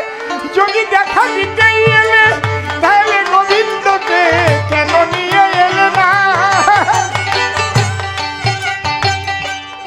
নটি লক্ষ্য হীরা চিন্তা করছে আর সন্ন্যাস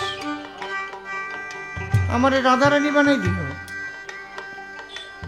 লক্ষ্য হীরা ডেকে কহিল তখন, মনের কথা কই, আমি বাজারের বেশ্যা নটি লক্ষ্য হীরা, তোমার রাধারানী নয়। ও তুমি কেন এসেছো? আমি এসেছি সাধু, তোমার কাছে রতি ভিক্ষা করতে। আমার কামনা তুমি পূর্ণ করো। বাহ,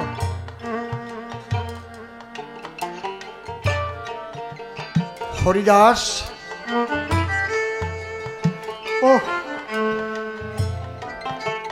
শ্রীমান মহাপ্রভুকে চিন্তা করে বললেন, হে মহাপ্রভু, আমার তো কিছু সম্বল নাই, আমার কৃষ্ণ নাম সম্বল।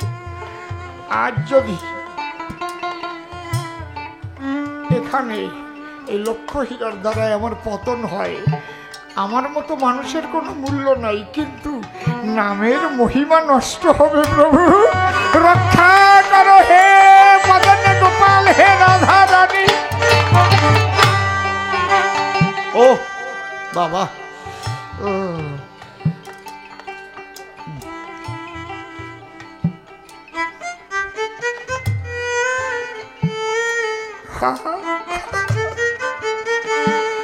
আমার মতো মানুষ মরে গেলে কি হয়ে যায়, কিন্তু নামের বদনাম হবে যে সবাই বলবে ওই হরিদাস নাম করত, সেই নামে কিছু রক্ষা করতে পারলো না। বাহ,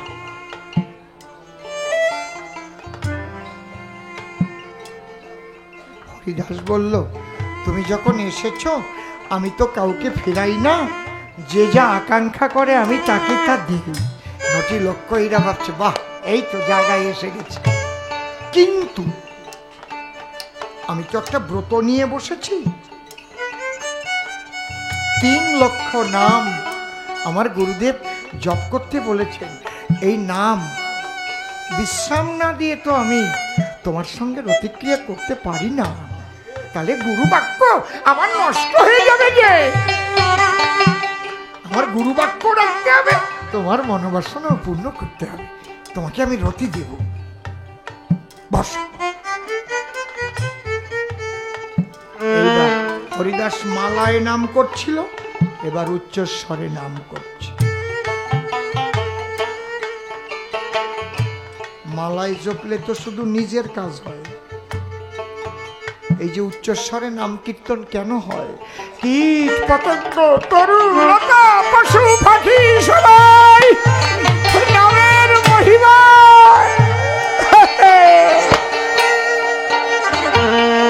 নাম জ্বালা দূরে যায়।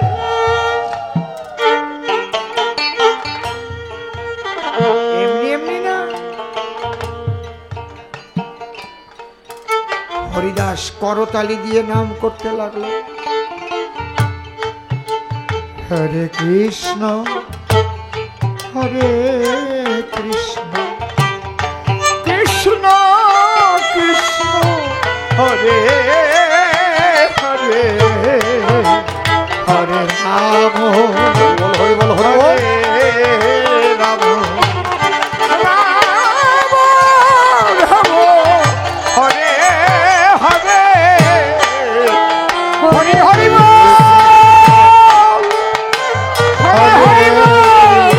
গৌর হরি হরে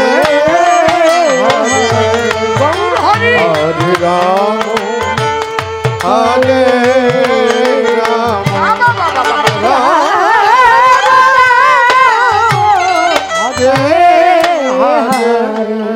নাম করতে করতে করতে করতে করতে করতে ভোর হয়ে গেছে। পাখি ঢেকে উঠেছে কিচির মিচির করে। আহা, পূর্ব দিগন্তে ছোট রবি উদ্ভাসিত। নামে বিশ্রাম দিয়েছে। নটি লক্ষ্মীরা বলছে তাহলে আমাকে রতি দাও।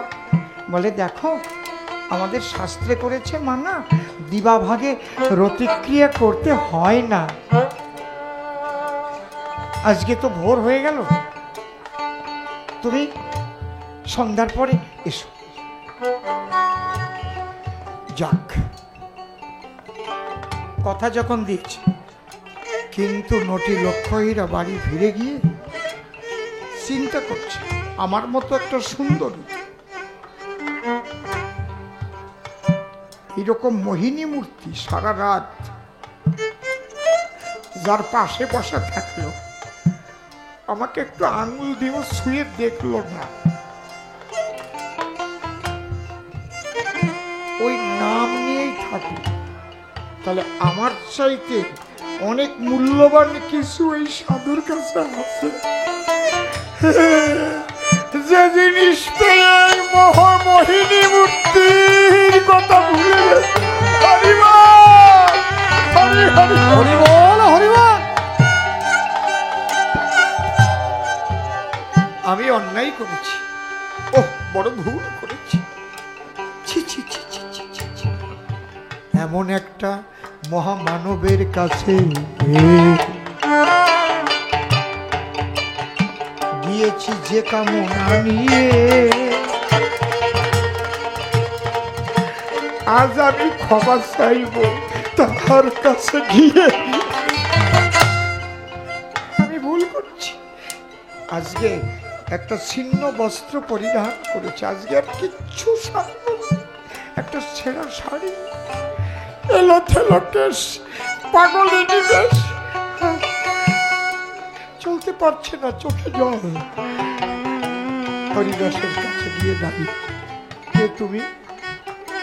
আমি অপরাধী, আমি গত রাত আপনার কাছে এসেছি, আপনার কাছে রতি চেয়ে আমি বড় অন্যায় করেছি। হে সাধু, এই মহামোহিনী মূরতির যে মোহ, তার চাইতে যে প্রেম আপনার ওই নামের মধ্যে আছে, আমাকে ভিক্ষা দিন। রাখো মা। সাধু বাক্য তো নষ্ট হয় না মা।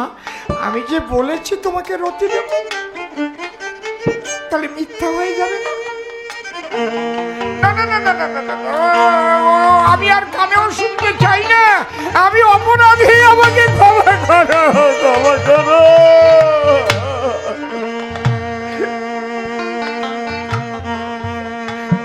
আমি অপরাধ করেছি, ক্ষমা করো।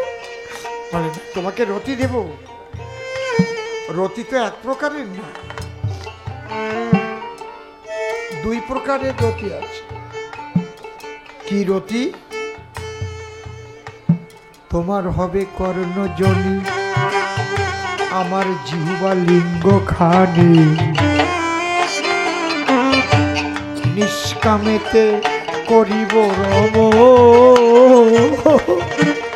হরিনামের বীর্য ফোঁটা পূর্ণ হবে, মনি কোঠা চিত্রা নিতাই করিবে গ্রহণ। হরি হরি বল, শ্রী গুরু নিতাই গৌর প্রেমানন্দ। হরি হরি বল, হরি বল।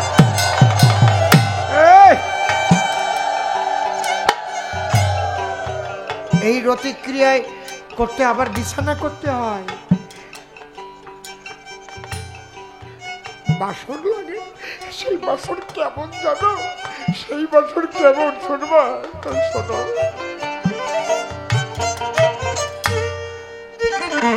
রতিক্রিয়া করতে সিদ্ধি করতে হবে, রাগের বৃদ্ধি যেতে হবে বিবেক বুদ্ধির ঘরে। ভক্তি তোষক বিছাইয়া প্রেম বালিশে থাকো শুইয়া, অনুরাগের ফুল সজ্জার উপরে। হরি হরি বল। কেমন কেমন কেমন বাসর ঘর অগোসাই, কেমন বাসর ঘর? রতিক্রিয়া করতে সিদ্ধি করতে হবে, রাগের বৃদ্ধি যেতে হবে বিবেক বুদ্ধির ঘরে। ভক্তি তোষক বিছাইয়া প্রেম বালিশে থাকো শুইয়া, অনুরাগের ফুল সজ্জার উপরে। তোমার হবে কর্ণজনি, আমার জিহ্বা লিঙ্গ খানি, নিষ্কামেতে করিব রমণ, হরিনামের বীর্য ফোঁটা পূর্ণ হবে মনে কোথা চিত্রানি তাই করবে আস্বাদন। তাতে সন্তান হবে, সেই গর্ভপুত্র হলে প্রেম নামক পুত্র দিলে সেই পুত্র লগ্নে উচ্চারিয়া তখন কুণ্ডলিনী চেতন করে জীব নিয়ে সহস্রারে রাধা গোবিন্দে দেবে বিলাইয়া। তখন দেহ বৃন্দাবন হবে গো, হরি হরি বল, হরি বল। ওরে তোমার সহস্রারে রাধা গোবিন্দ মিলন হবে, দেখবে ধ্যানের ঘরে। যাও স্নান করে তোমাকে রতি ধান করে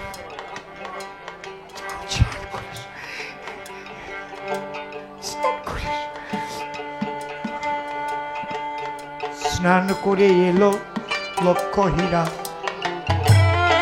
বাম ভাগে বসালো কৃষ্ণ নাম প্রেমের অতি তার কর্ণেতে দিল। ওরে হরিদাসে দীক্ষা পেয়ে গো সে বৈষ্ণবী হইল, প্রেমানন্দে হরি বল বলে বৃন্দাবনে গেল। নিতাই গৌর হরি বল। না বাবা, বাবা এটা কোনো বিজ্ঞানে পারে বাবা? বিজ্ঞানের কোনো ইঞ্জেকশনের দ্বারাই হবে, কোনো ক্যাপসুলের দ্বারাই হবে, কোনো অপারেশনের দ্বারাই হবে? একটা বদমাইশকে ভালো করতে পারবে? পারবে না। এই জন্য বললাম যে নামে যুক্ত থাকে তাকে কামে কিছু করতে পারে না। আস্তে আস্তে জয় রাধে, নিতাই গৌর হরি বল, হরি বল, হরি বল। বাবা আপনি আমাকে প্রণাম দিলে আমি নিতে পারি না বাবা, আশীর্বাদ দেবেন আপনি, আপনি আমাকে আশীর্বাদ দেবেন। আপনাদের আশীর্বাদ মাথায় নিয়ে সারা পৃথিবী ঘুরবো, হরি হরি বল। এই সনাতন ধর্মের কথা মাথা উঁচু করে বলবো।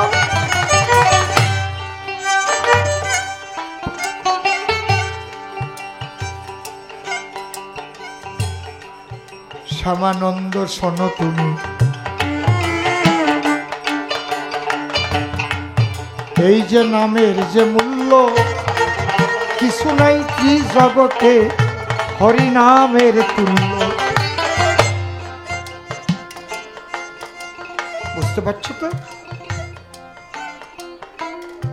এটা একমাত্র ধার্মিকেরাই দিতে পারে। আমি দুটো জিনিস বলতে গিয়েছিলাম, মাঝপথে থেমে গেছি। অন্যদিকে কেন গেছিলাম আমি জানি না, কোনো কথাবার্তা হচ্ছিল কিনা। পঞ্চপিতা সপ্তমাতা সবকটা বলিনি, আর নিউটন বক্তব্য রাখতে গিয়েছিলেন এই পর্যন্ত বলেছি, তারপরে টুক বলিনি। ঠিক তো নাকি? মনে আছে? অন্য কোনো দিকে যেন আমাকে তখন টেনে নিয়ে গেছিল কোনো কারণে। এই ধর্মের শিক্ষা দেয় পঞ্চপিতা সপ্তমাতা। কি কি? জন্মদাতা, শিক্ষাদাতা, অন্নদাতা, যিনি অন্ন দিয়ে বাঁচান, নিরন্নকে। লকডাউনে কোনো মানুষ না খেয়ে মরেছে ভারতবর্ষে? বলতে পারবেন যে কোনো রাজ্যে লকডাউনে একটা মানুষ না খেয়ে মারা গেছে? বলতে পারবেন? বলেন। জম্বের গরিব মানুষ, কোনো কাজকর্ম নাই, কিচ্ছু নাই। আরো যারা জোন খাইয়ে বাঁচিয়ে থাকতো তারা ভালোই ছিল। যাদের ব্যবসা বাণিজ্য বন্ধ হয়েছে তাদের একটু টাকা পয়সা একটু অসুবিধে, কিন্তু খেটে খাওয়া মানুষ একজনও মরে নাই। ঠিক বললাম না বেঠিক বললাম? ঠিক বললাম না বেঠিক বললাম? তাহলে যিনি অন্ন দিয়ে বাঁচিয়ে রাখেন তিনি এক বাবা। হরি হরি বল, হরি বল।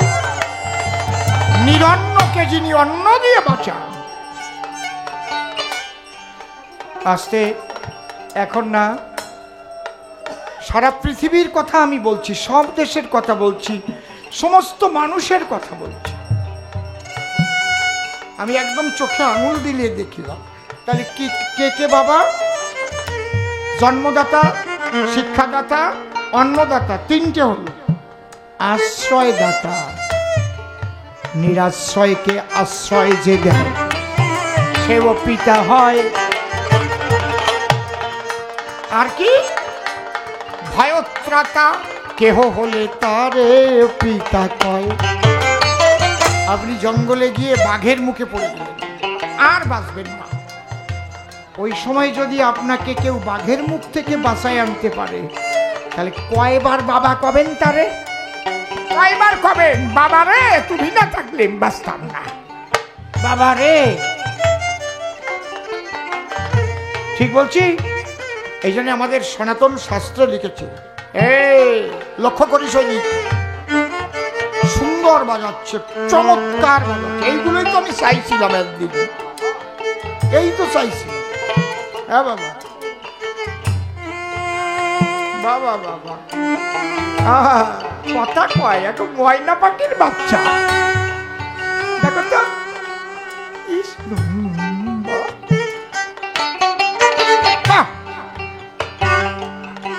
আমিও বাজাই দেখাবানে, আমিও পারি।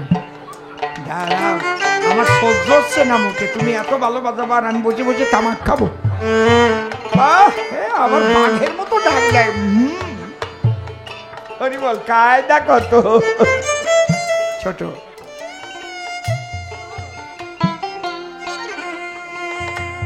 তাহলে আমরা 5 জন পিতা পেলাম। তাহলে এই 5 জনের স্ত্রী পঞ্চমাতা, আর 2 মাতা কোন জায়গার থেকে আমি বলবো রে বাবা, 7টা মা কইছি। সনাতন ধর্মে কি লিখেছে ছোট? জননী জন্মভূমিশ্চ স্বর্গাদপি গরীয়সী। এক মায়ের গর্ভে জন্ম নেওয়ার পরে পড়লাম কোথায়? জন্মভূমির কোলে। এই যে মাটি, এই মাটিতে ফসল ফলায়, তাই খেয়ে মানুষ বেঁচে রয়। কি মায়ের দুধ কি বড় হলি আর খায়? খাও কি? তাহলে জন্মে কোন জায়গায়? এই জন্য দেশ আমার মা, এই জন্য ভারত মাতা আমার মা। হরি হরি বল।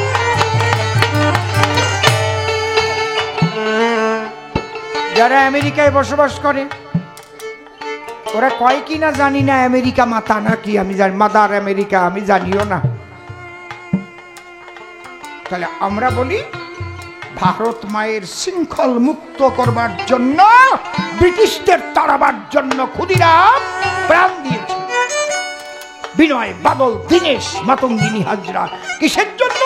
ভারত মায়ের শৃঙ্খল মুক্ত করার জন্য। তাহলে 6টা মা পালাম।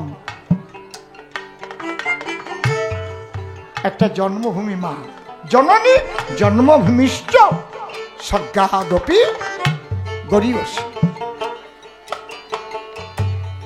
আরেকটা মা, আমি আগে আপনাদের সাক্ষী মানিয়ে নেই, নয়তো আমার উপর দোষ চাপাবেন। একবার মানুষ আছে কি যে জ্বালা, এখন কবি গান গাতে যাই ও হিসেব করে কথা করতে হয়। আগে এই ভয় ছিল না, আগে তো আর প্রাণ খোলাভাবে কইয়ে যেতাম। এমন একটু বেকায় ডলি কবেন, ওই যে ওই যে ওই ওই যে ওই যে ওই জন্য ওই যে কি জ্বালা।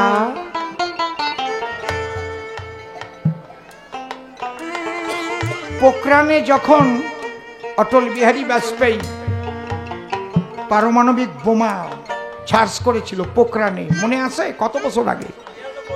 হ্যাঁ, 99 সালে। তাহলে 24-25 বছর আগে। ওই সময় আমার ক্যাসেট আছে, ওই সময় ফিতে ক্যাসেট, যে ক্যাসেটটার নাম ভারত মাতা কি জয়, ওই সময়ের ক্যাসেট আমার। এখন যদি ওই ক্যাসেট বের করতাম কত, ওই তো ওই জন্যই, ওই তো ওই জন্যই কি জ্বালায় পড়ছি বুঝিস গান গাতি। আমা তোমরা জানো ফাল্গুন মাসে সত্যি কথা কবা, জানলি কবা হ, না জানলি কবা না। বা তুমি যদি না জানো, এগুলো বুড়ো বুড়িরে যারা আছে, ফাল্গুন মাসে আমাদের পূর্বপুরুষ থেকে গরুর পূজা আমরা করতাম কি যেটার নাম গোফাগুনা পূজা। করতাম কি না? জোরে বলুন। করতাম। ওটার নাম কি? গোফাগুনা পূজা। ওরে মিষ্টি অন্ন রান্না করে দই খই দিয়ে রাখতো, আর ওই গোয়াল ঘরে ওই পুজোর পরে আমরা যে প্রসাদ নিতে যেতাম। ঠিক বললাম না বেঠিক বললাম? ঠিক বলছি তো? তাহলে আমাদের 14 পুরুষ ধরে গোমাতার পূজা করে আসতেছে। আজকে না, যাকে বলে গোফাগুনা পূজা সনাতন ধর্মে, আমরা 14 পুরুষ ধরে। ঠিক বলছি তো নাকি?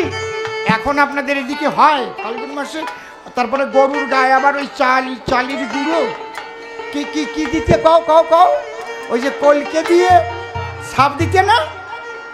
এখন এ কলি কবে নে শালা বিজেপি করে।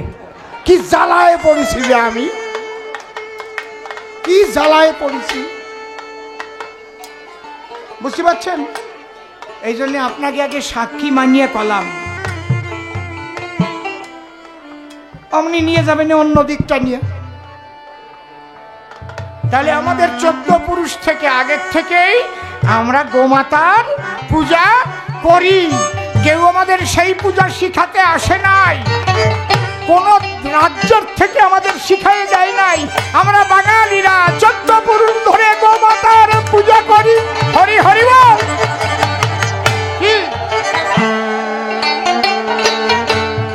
আমাদের ঘাড়ে কেউ চাপিয়ে দেয়নি,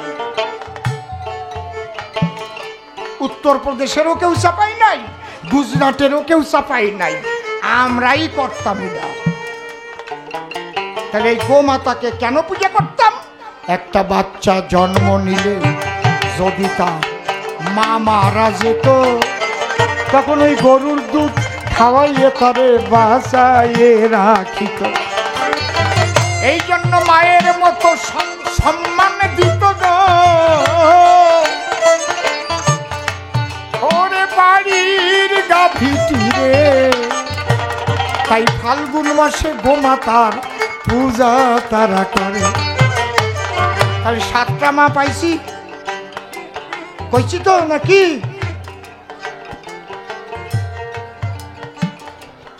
এইগুলো কিন্তু কোনো বিজ্ঞানের মধ্যে পাবেন না। আমি সব ধর্মের দিক বলবো, ও যদি পারে যেন উল্টোই দিয়ে যায় বিজ্ঞান দিয়ে। কি এই যে মা বাবা, ওটা কেন বাবা? মা বাবা যে সর্বশ্রেষ্ঠ, এইটা নিউটন মেনে নিয়েছেন। এইটা বলতে গেছিলাম, উনি যখন দাঁড়ায় বক্তব্য রাখছেন, চুলকোতে চুলকোতে ওনার মাজার সুতোর সাথে একটা তাবিজ, ওই তাবিজ বেরোয় পড়েছে। কারণ যারা বড় বড় মানুষ তারা একটু পাগল টাইপের হয়। পাগল মানে রাস্তার পাগল না, একটা দিকে মন ডুবিয়ে রাখে। তো দেখেন নাই এপিজে আব্দুল কালাম সাহেব মাথা আসড়ায় না কোনোদিন, কত বড় বৈজ্ঞানিক, মাথা আসড়াবার কথা মনে থাকে না। এবার চুলকতে চুলকতে তাবিজ বেরোয় পড়েছে, সবাই খিল্লি খিল্লি করে হেসে পড়েছে। নিউটনের মা যায় তাবিজ কেনে।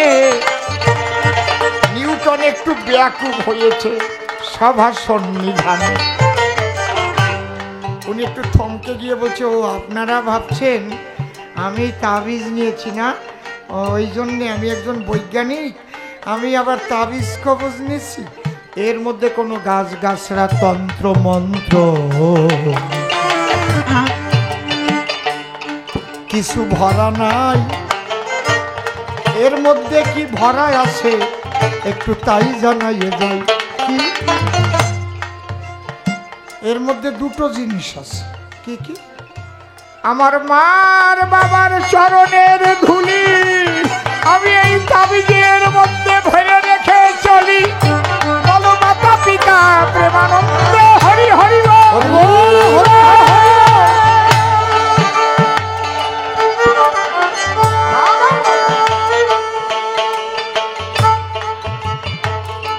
বাবা।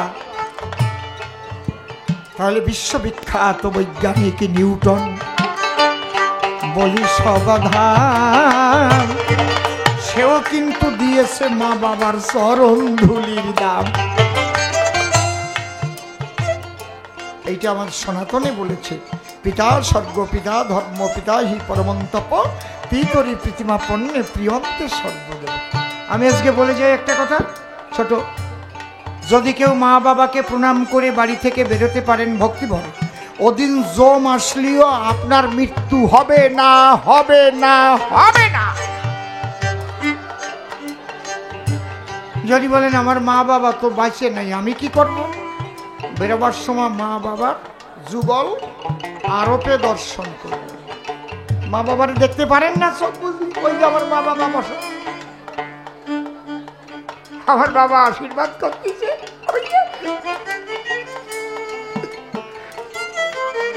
ওই যে আমার মা আরোপের ঘরে দেখবেন মা বাবাকে প্রণাম করে। যদি আপনি বাড়ির বাইরে যান,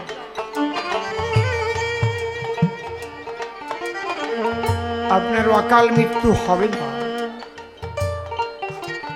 জম নিতে পারবে না।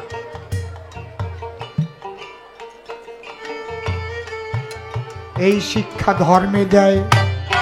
বলি তোমার কাছে ধর্মে নাকি ভেদাভেদ সৃষ্টি করিয়াছে।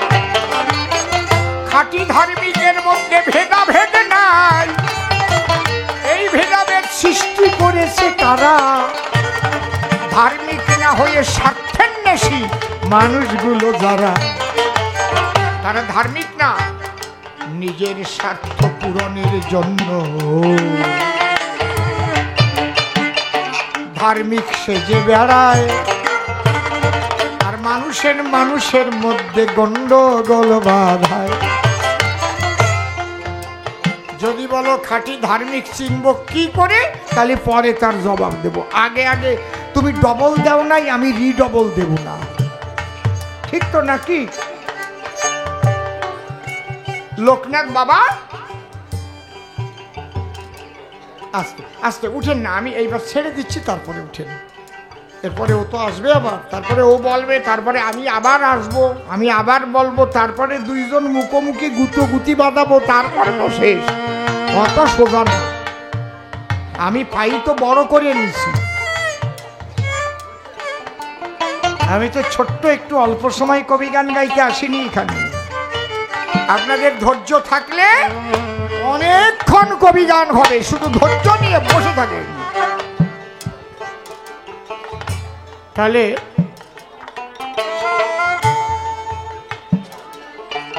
লোকনাথ বাবা একজন প্রকৃত ধার্মিক ছিল। দেখেন আস্তে, উনি সারা পৃথিবী ভ্রমণ করিয়া যখন ঢাকা বারু দিতে এলো, ওনার একজন শিষ্য তখন তারে জিজ্ঞাসা করেছিল, ও বাবা কি তুমি তো সারা পৃথিবী ঘুরলে, মোট কয়জন ব্রাহ্মণ তোমার চোখে পড়েছে? লোকনাথ বাবা বলল 3 জন। তুমি ছিলে কনে এতক্ষণ? 3 জন। কে কে? একজন বামা খেপা, একজন ত্রৈলঙ্গ স্বামী, আর একজন মক্কায় গিয়ে আব্দুল গফুর নামে আর একজন ব্রাহ্মণকে পেয়েছিলাম আমি। এই দেখেন মুক্ত চিন্তা চেতনা একে বলে। তো একজন মুসলমান আব্দুল গফুর তারে ব্রাহ্মণ নির্বাচন করলো কেন? আমরা তো ভাবি পৈতা নিলে গাঙ্গুলি, চট্টোপাধ্যায়, চক্রবর্তী, বন্দ্যোপাধ্যায় টাইটেল হলেই ব্রাহ্মণ হয়ে যায়। না, তা লেখা নাই শাস্ত্রে। বিশ্বামিত্র কি চট্টোপাধ্যায় ছিল না চক্রবর্তী? বশিষ্ঠ কি বন্দ্যোপাধ্যায় ছিল? কথা কর না কেন? কায়দা আছে। এই জন্য আমাদের বেদে লিখেছে, জন্মে ন জায়তে শূদ্র সংস্কার দ্বিজোচ্যতে বেদ পাঠেদ ভবেদ বিপ্র ব্রহ্ম জানাতি সা ব্রহ্ম।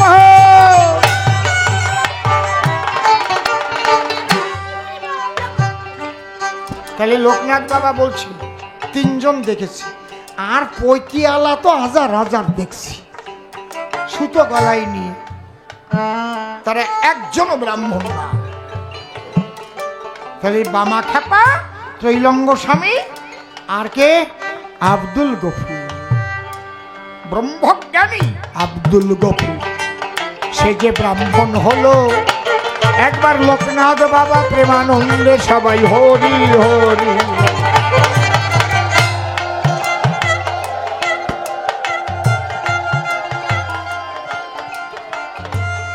শোনো, মকরুম ফেরেশতা খাঁটি ধার্মিক কারে কয় সময়? মক্কায় কাবা ঘরের দিকে পাও দিয়ে শুয়ে আছে, যেমন এই যে মন্দির, যদি কেউ ওই মন্দিরের দরজা ওই দিক পাও দিয়ে শুয়ে থাকে, কেমন ব্যাপার হয়? কর্তৃপক্ষ গিয়ে বলছে, এই পাগলা, ওঠ, ওঠ। ও আর উঠবে না, যা তুই যা। ওখানকার বাদশাকে ডেকে নিয়ে আসছে।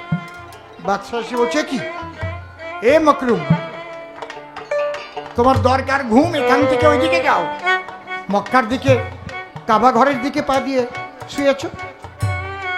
তখন বলছে বাদশা, কি আমার পা দুইখানা এমন একটা জায়গায় রেখে দাও যে জায়গা আমার আল্লাহ তাআলা নাই, সেই জায়গায় আমার এই পা দুখানা রেখে দাও। তোমরাই তো বলো কলহু আল্লাহু আদ আল্লাহুস সামাদ লাম ইয়ালাদ ওয়া লাম ইউলাদ ওয়া লাম ইয়াকুল লাহু কুফুয়ান আহাদ। তোমরাই বলো আল্লাহ সর্বশক্তিমান, আল্লাহ সর্বময়। তাহলে আল্লাহ কি শুধু ওই জায়গায় ঢুকে আছে? বাদশা স্থির হয়ে গেছে। বাহ, বুঝতে পারছেন কি? এই লোকনাথ বাবাকে গিয়ে কয়েকজন বৈষ্ণব বলছে, বাবা কি আমরা একটু কৃষ্ণ সভা দেব, আপনি যাবেন? লোকনাথ বাবা কয়, আমি শ্রীকৃষ্ণের মুখ ভরে প্রস্রাব করি। সবাই রেগে গেছে, এত সম্মান করি যে লোকনাথ বাবারে, আমরা কৃষ্ণ পূজা করি আর উনি কৃষ্ণের মুখ ভরে প্রস্রাব করে। বিরাট গন্ডগোল হবে এইবার। বারুদির রাজা শুনে চলে আসছে, এই দাঁড়াও, কি হয়েছে শোনেন, আপনার এই লোকনাথ বাবা কি বলেছে, আমাদের কৃষ্ণের মুখের মধ্যে প্রস্রাব করবে, ওনাকে আমরা কম ভালোবাসি? বাবা আপনি এই কথা বলেছেন? বলে হ্যাঁ বলেছি। কেন বলেছেন বাবা? ওরা ব্যথা পেয়েছে। বলে তাহলে ভাগবত নিয়ে আসো। আমার শোনো, কবি গান শুনতে আসে ওই দিক ফিরে রয়েছে বসিয়ে। সবাই কয়, এ আবার ভাগবত আনতে হবে কেন? রাজা বলছে, যা বলছে তাই করো। বলে বের করো গোপালের মৃত্তিকা ভক্ষণ। ওই যে মাটি খাইছিল, মা যশোদা আঙুল বাঁকা করে মাটি বের করেছিল, ওখানে পড়ে দেখছে যে মা যশোদা যখন হা করে মাটি বের করতে গেছে, দেখে গোপালের মুখের মধ্যে সারা বিশ্ব ব্রহ্মাণ্ড মা দেখতে পায়। লেখা রয়েছে ওই ভাগবতের পাতায়। বলে এইবার তোমরা কও, গোপালের মুখের মধ্যে যদি বিশ্ব ব্রহ্মাণ্ড থাকে, তাহলে এই পৃথিবীটা বিশ্ব ব্রহ্মাণ্ডের মধ্যে আছে তো? ছোট, হ্যাঁ আছে। তাহলে আমরা পৃথিবীর উপরে আছি তো? বলে হ্যাঁ। তা আমরা সবাই প্রস্রাব করলি, পায়খানা করলি কোন জায়গা পড়ে? কৃষ্ণের মুখের মধ্যে পড়ে না, তোর বাবার মুখে পড়ে শালা।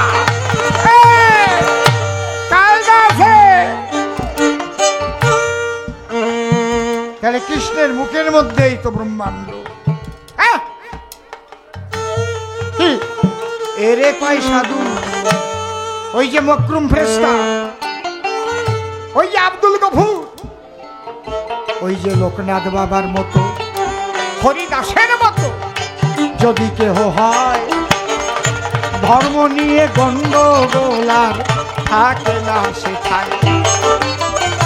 যে মতে যে আসরে ভাই, সবাই হবা ভক্ত, সনাতনীরা কোনদিন যেন হবা না বিভক্ত।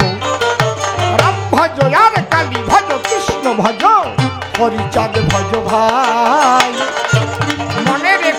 প্রেম ভক্তির উপরে অন্য কিছু নাই। যেমন বন্যার জল এলে পরে সবকিছু সেই জলে যায় ভেসে, যদি কেউ একবার যেতে পারে প্রেমের দেশে, প্রেমের বন্যা এসে গেলে সব একাকার হয়ে যাবে। এ কথা মীরাবাই বলেছে, পরে বলতে হবে। তাহলে প্রথমবারে আর তারে অত কথা বলবো না, এইবার ছেড়ে দেবো আমার কাব্য আলোচনা। দেখি এর পরে শেষে কোন কথা কয়, কোন ভাবের ভাবধারা সেই উঠাইয়ে আসতে। আপনাদের আসরে ভিক্ষার কোনো ব্যাপার